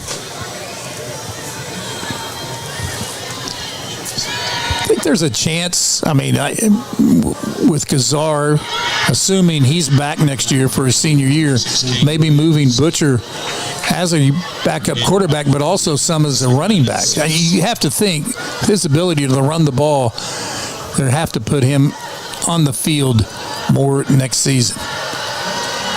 Look at this little catch and run up the sideline for Jake Flowers. If you haven't seen the story, I'm not sure if Channel 2 did it or Channel 6 did it. It's Channel 2, wasn't it? I think it was 2, wasn't it? Channel 2 did a great story on Jake Flowers a couple of weeks ago on he had overcoming pediatric cancer and wanting to stick with football. Really inspirational story.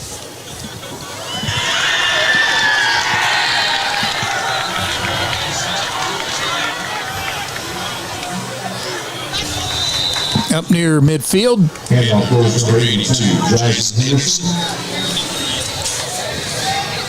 brought down number 42, Grayson DeMarco. Henderson on the carry, his first carry of the year. Yeah, guys, normally at this time of the game, with the scoreboard looking like this, you'd have Kyron Scott in there, the sophomore, who we saw, have a good fourth quarter against Norman a couple of weeks ago. He's out injured tonight, so you've got Henderson in there getting his first look. Thank you very much. Henderson's a 5'10", 135-pound sophomore. 2nd and 8. Butcher running all the way. Butcher's fast and speedy, and they still didn't bring him down. Did run him out of bounds, but also showing some great leg drive and power, pushing that pile forward closer to that yard to gain. Needed 8, got 7. 3rd down and 1 coming up. Midway fourth quarter, Trojans up 56-21. They trailed 7-0 early in this game when they threw an interception and then a 92-yard double pass for Deer Creek to lead 7-0, but the Trojans came right and marched right back. 73 yards in 12 plays, KD from 3 yards out.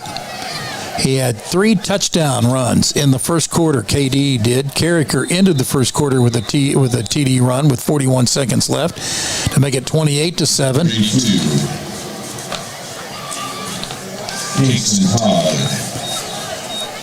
Then in the second quarter, Deer Creek closed it to 28-14 before the Trojans really got comfortable.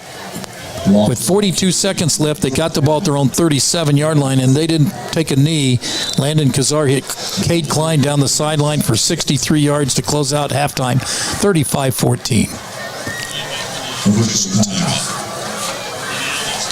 You got Bo Bright in there now. You've got a couple different guys in there. Maddox Bradley in there on the offensive line. Of course, we talked about Flowers.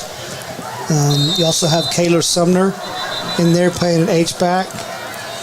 These officials. And there goes another Trojan. So Flowers is now out of the game after he's been in for several plays, and Brett Ganzars is in there. Yeah, you had Q Butcher sent off, and then coming in for him was Maddox Young. I guess they didn't like the way his uniform looked, so they sent him off. You've got Brett Gankars, the sophomore, wearing number 4, the fourth quarterback, going to run this 4th down play. Wow. Brett Ganzars, a 6', 160 sophomore at QB now. And now a timeout, Trojans. They need to talk about it on 4th and 4. Well, I think if they take the timeout, they can put Q back. Yeah, that's true. Henry Wiltshire is in, number 37, another sophomore. Seems like a familiar name. Yes. Of course, the younger brother of Jack, son of Jason.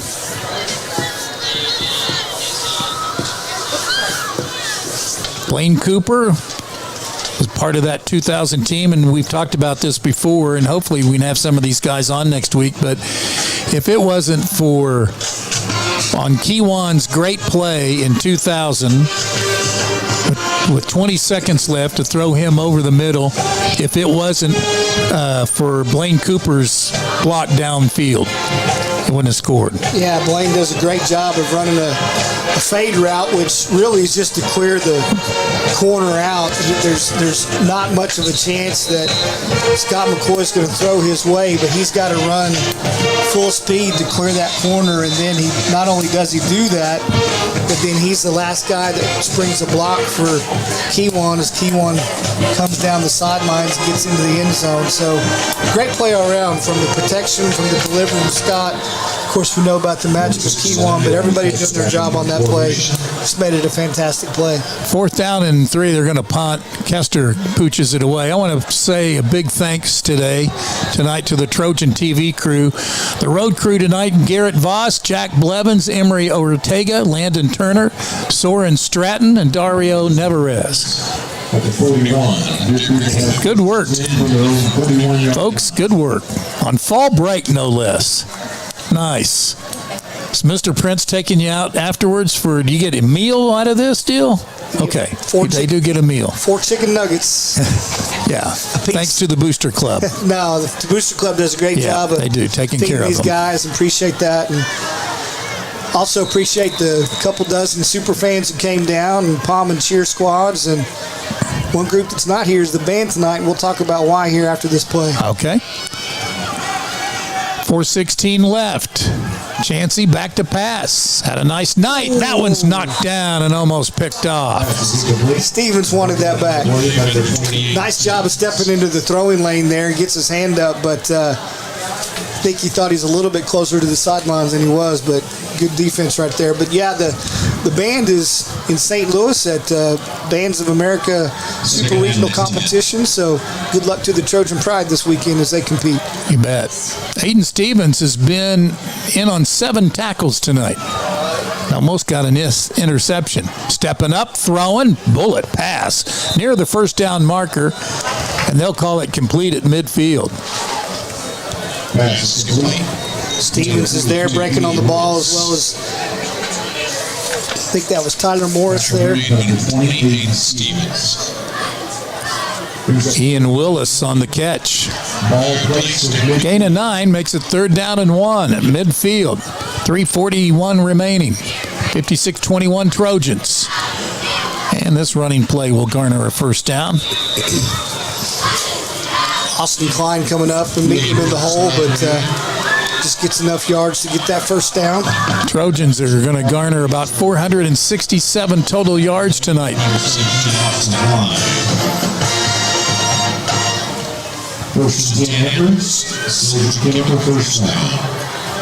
Deer Creek closing in on 300 yards.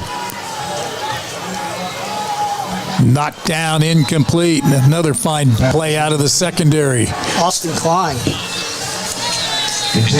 steps in front of the ball, knocks it down with his offhand. Pretty much textbook right there. Sophomore's got a pass breakup and a punt block to his credit tonight. Yeah, Austin came up last year as a freshman at the end of the year. Didn't play, but certainly one of those freshmen they bring up during the playoffs. Austin's also a baseball player. Here's a throw deep, way out of bounds. Jenks' pass is incomplete. Intended for number 42, Ian Willis. Well, there's going to be a dead ball foul. We're going to see if it's going to go against Deer Creek or if it's going to go. Nope, it's going to go against the Trojans. Mason says Richie Kalmus just picked that off on the sideline. Or is it Jet? Yeah, no, Jet. Jet Kalmus picked that off. Because UCO's right down the street. I wondered if some Broncos were going to be here tonight. Jet's been in the last 2 or 3 games. Okay, so now they call unsportsmanlike on Deer Creek, which makes a lot of sense to me because the Trojans were turning around when that interaction was happening, and the Deer Creek player was right by the officials. So it's a dead ball too, so it'll still be 3rd down. Glad they got that straightened out. Moving back inside the 40, way back to the 38-yard line. So they're at their 38. They've got to go to the Jenks 37. So 3rd and 25. Just under 3 minutes to go, and we've got another delay. I think this is going to be. They moved. Oh, they did. They called timeout. Just to pick up the flag. So we'll take a break, come back, and wrap this one up from Tidwell Stadium.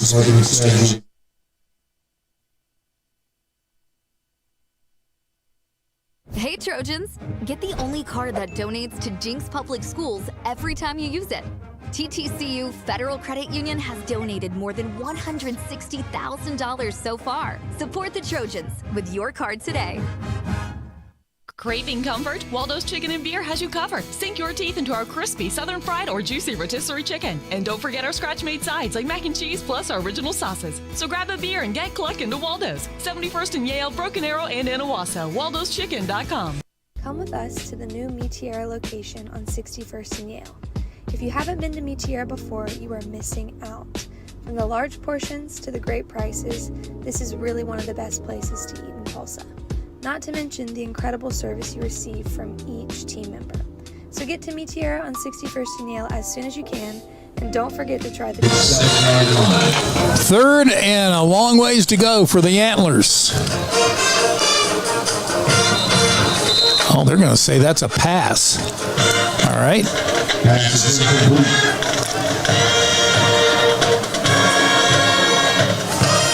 I didn't see much air between the two players, but okay. I thought it was kind of behind him. I didn't realize it was forward, but Warren Graff for the Trojans, Bryson Collier, those guys looked like they were ready for it as it came this way. Grant Cutter back to return the punt.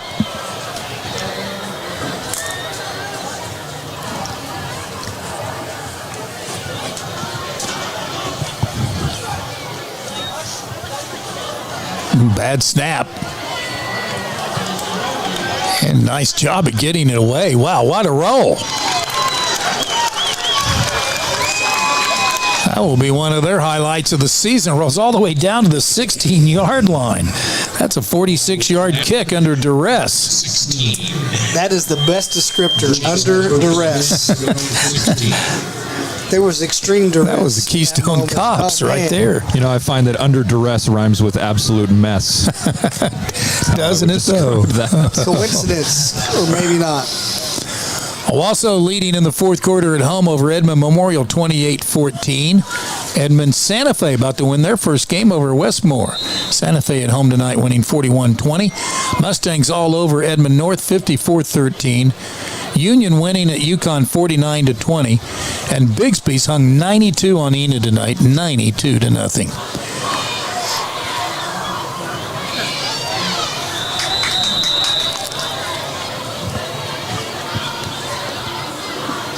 Q handed it off to Henderson there, I guess. Number 82 kicks on the ball carrier. You've got Mobley still in there. You've got Landon Webb still in there with some other guys that have rotated in. Second down and 10. Cooper Peters out here at wideout.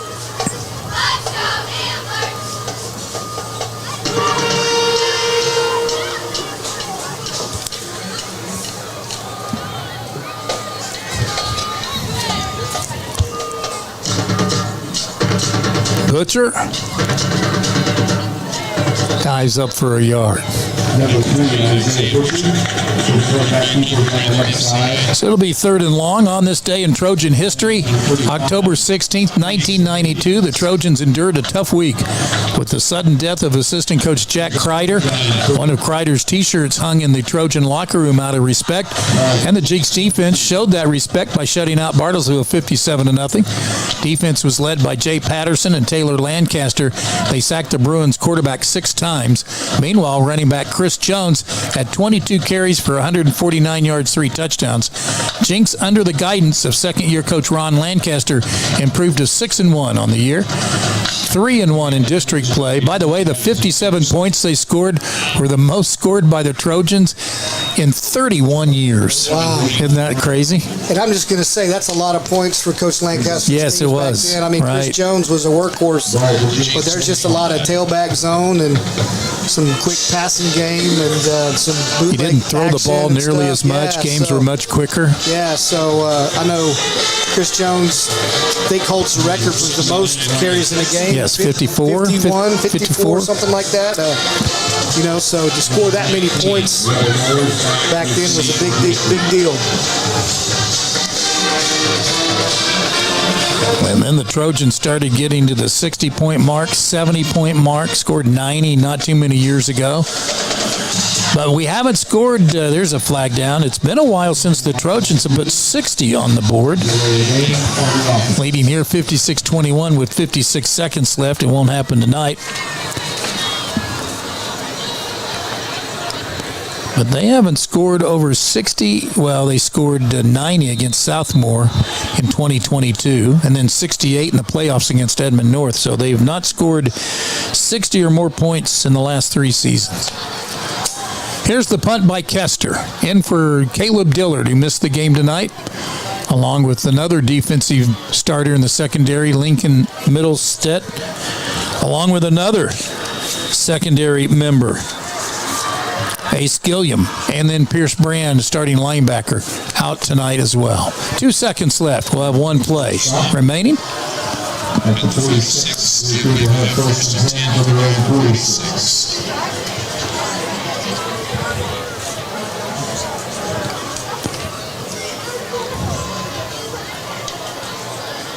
Well, good road win for the Trojans Yes. tonight. They faced a little adversity and responded well to it. Wasn't a perfect game. Still some mistakes, got to get cleaned up, but overall responded to adversity well and going to come out of here with a big win, big road win.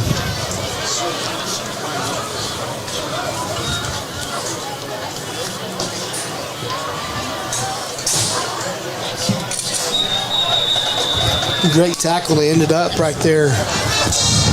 Cam Clinton.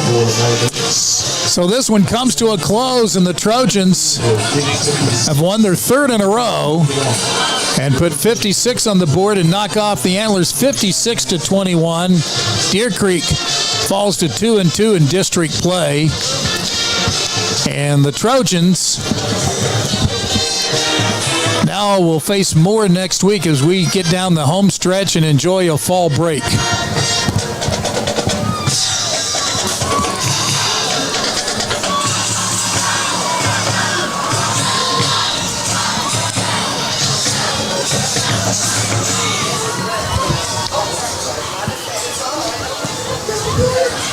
Hey, Terry, can you turn off that light, please? Yeah, thank you. How are you doing? Hey! How are you? Hi, Mr. K! Bye! Bye! Did you see Mr. K just now? Oh, okay. I see.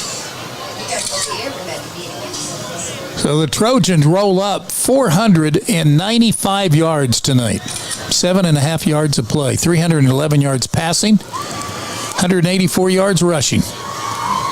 But again, 10 penalties tonight will not please Adam Gaylor.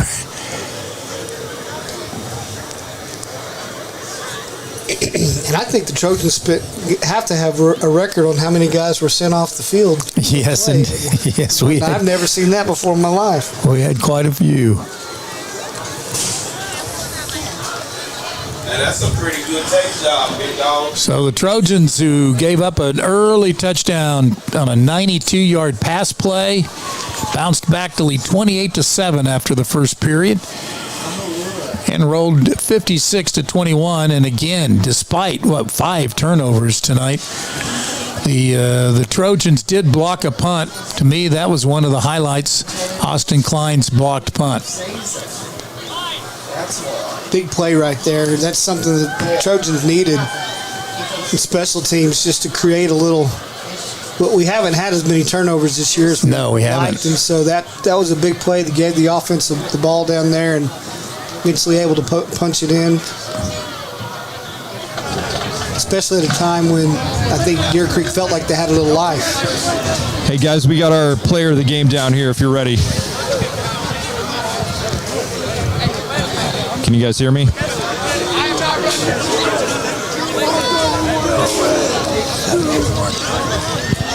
We're waiting on Coach Gaylor to address his player that is he having here, Don. If you've got We got time a Waldo's, for Cade Klein. we got a Waldo's the player. Waldo's player. Are we ready for the Waldo's player? I we're beg your good. pardon.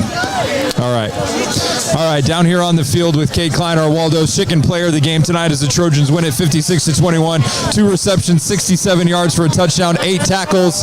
Just tell me about the overall effort tonight and how it feels to get a big district road win. I mean, it feels good. So it'll be a nice trip home for the Trojans, who will kind of sleep in a little bit. Oh, there we go. I'm sorry. About that touchdown play. Tell me about that touchdown reception. Take me through that play. Yeah, I mean, I don't know. It just kind of ran the route, and I was open, and I just took it to the house. Tell me a little bit about the defense and just the physicality in the second half. It seems like you guys really picked things up on that side of the ball. Yeah, I feel like we just wanted it more, and we always, I don't know, yeah. I feel like we wanted it more. Awesome.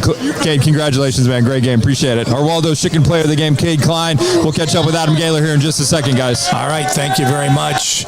So Cade Klein, his first varsity touchdown, a 63-yard TD catch and run. Landon Kazar tonight with a nice game, 17 of 26, 297 yards, 3 touchdowns. KD Jones, 23 carries, 123 yards rushing, 4 touchdowns. Malachi Dillard, 7 catches, 56 yards and a touchdown. And KD, 3 catches tonight, 72 yards and a score. And then had a couple of really nice punt returns tonight. 3 of them actually, totaling 74 yards. Leading the way in tackles unofficially, Clark Carricker with a dozen, according to Craig Bowman and his stats. He does a great job on the sidelines each week through Turbo Gamecast. Adam Gaylor still teaching moment for him right now.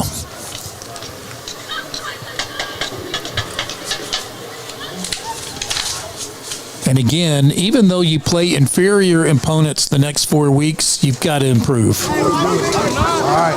right. All right, you guys good? Yes, go ahead. Go ahead, Rob. All right, thanks, DK. Down here with Adam Gaylor as the Trojans win this one by 35 points. I heard you addressing the team. 4 guys out defensively, 4 defensive starters out. What did you think of the next man up mentality for the guys who stepped up and made plays tonight? We just talked about what the standard is. You know, what's the standard, and on a short week, you know, getting some guys some playing time, and you know. Devin Whalen coming off an injury, you know, hadn't played in a couple weeks, and so, you know, he only had a couple days of practice, did an outstanding job. You know, just super proud of those guys. You know, Malachi Dillard came in at corner. Jalen Cato made an appearance at corner, so super proud of those guys for stepping up and making plays. And the way our front played was unbelievable defensively. You know, they had a hard time outside of really one run there on Wildcat, but doing a great job stopping the run.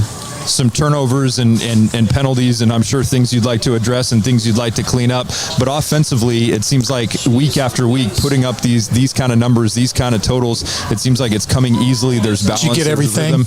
And KD has another huge. Yeah, I texted him to you. Yeah, you can't say enough about Coach Cronster and our offensive staff. I mean, unbelievable job with the stuff they. I have to defend it. You know, we got to defend it every day in practice, so I know just how good it is and how difficult it is. So great job, you know, by them, and you know, KD again. You know, run out of superlatives to say for number 2, but yeah, we got to clean the turnovers up. You know, obviously the one there the late was a missed handoff with some of our other guys. You know, and the penalties, we got to be smarter. You know, I don't want to get myself in trouble, but we got to be smarter. You know, we got to understand again. You know, it's like when you watch NBA basketball, how's the game being called? You know, and we've got to be smart and adjust to it. Last thing is Cade Klein was our Waldo's chicken player of the game tonight, had a touchdown catch, had 8 tackles, seems to never come off the field on both sides of the ball. Well, what does a kid like that mean to this team, and as a young sophomore, a kid who's just getting better? Just tell me your thoughts on his night tonight. Yeah, I mean, every day he's at practice, and every game he plays, every rep he gets, he just gets better and better and better. Always has a smile on his face. He's such a fun kid to coach, and he's a tough hombre. You know, like I said, he doesn't want to come off the field. You know, tonight with Caleb being down, he stepped in at wide receiver. that play right before the end of the half is huge. We get the stop. Coach Cronister asks, what do we want to do? And I'm like, let's be aggressive. That's kind of our mentality. Is we're going to go attack, and kids feed off of it. And Landon made a great throw, and Cade did the rest of it. So super proud of him, and you can see his growth and development. I call him he's the young Sam Stone. That's our goal is to be the next Sam Stone. So he's well on his way to do that. Yeah, Trojan fans know not a bad guy to compare to. Not a bad guy at all. Coach, congrats on the win. Enjoy a Friday night off. Absolutely. Yeah, we'll work a little bit tomorrow during the afternoon. Give the kids tomorrow night and the weekend off. So it'll be nice to kick back for a day or for an evening, I guess, and then get back at it. Yeah, appreciate the time as always. Congrats. Thanks, bro. Appreciate you. All right, guys, back upstairs to wrap things up. Thank you, Rob Labor. Appreciate your efforts as usual, and Sam Stone, indeed, the defensive MVP of the district last year. Grady Adamson, the quarterback here at Deer Creek, was the offensive MVP, who's now at Georgia Tech. Deer Creek down a little bit, not the same team as what we saw last year, but still, I thought I was impressed by the fact that they didn't give up and had some big plays in their arsenal tonight. No, their coaching staff definitely tried to put together a game plan and put the Trojans in a bind a little bit, and they used lots of different formations, and they have some very, very talented skill guys that they'd bring in, wildcat formations, direct snap, and then get them out in space and do different things. But, eventually the Trojan front, and I think especially that defensive front, Orlando Williams, Rhett Pangburn, Carson Odom, and Luke McAnally, I just think they were such a disruptive force all night, just did not allow Deer Creek to have a consistent rhythm offensively. So just good job by those guys creating opportunities, especially since last week. I know there was an emphasis on playing some very disciplined, team-oriented defense. After holding them in just 23 yards rushing tonight. Hope you enjoyed it as much as we enjoyed bringing it to you for our Trojan TV crew and our producer Mason Prince, for Rob Labor and Eric Fox. Final score for the final time, Jenks 56, Edmond Deer Creek 21. We'll see you next Friday night at home at Allen Trimble Stadium with more Jenks Trojan TV.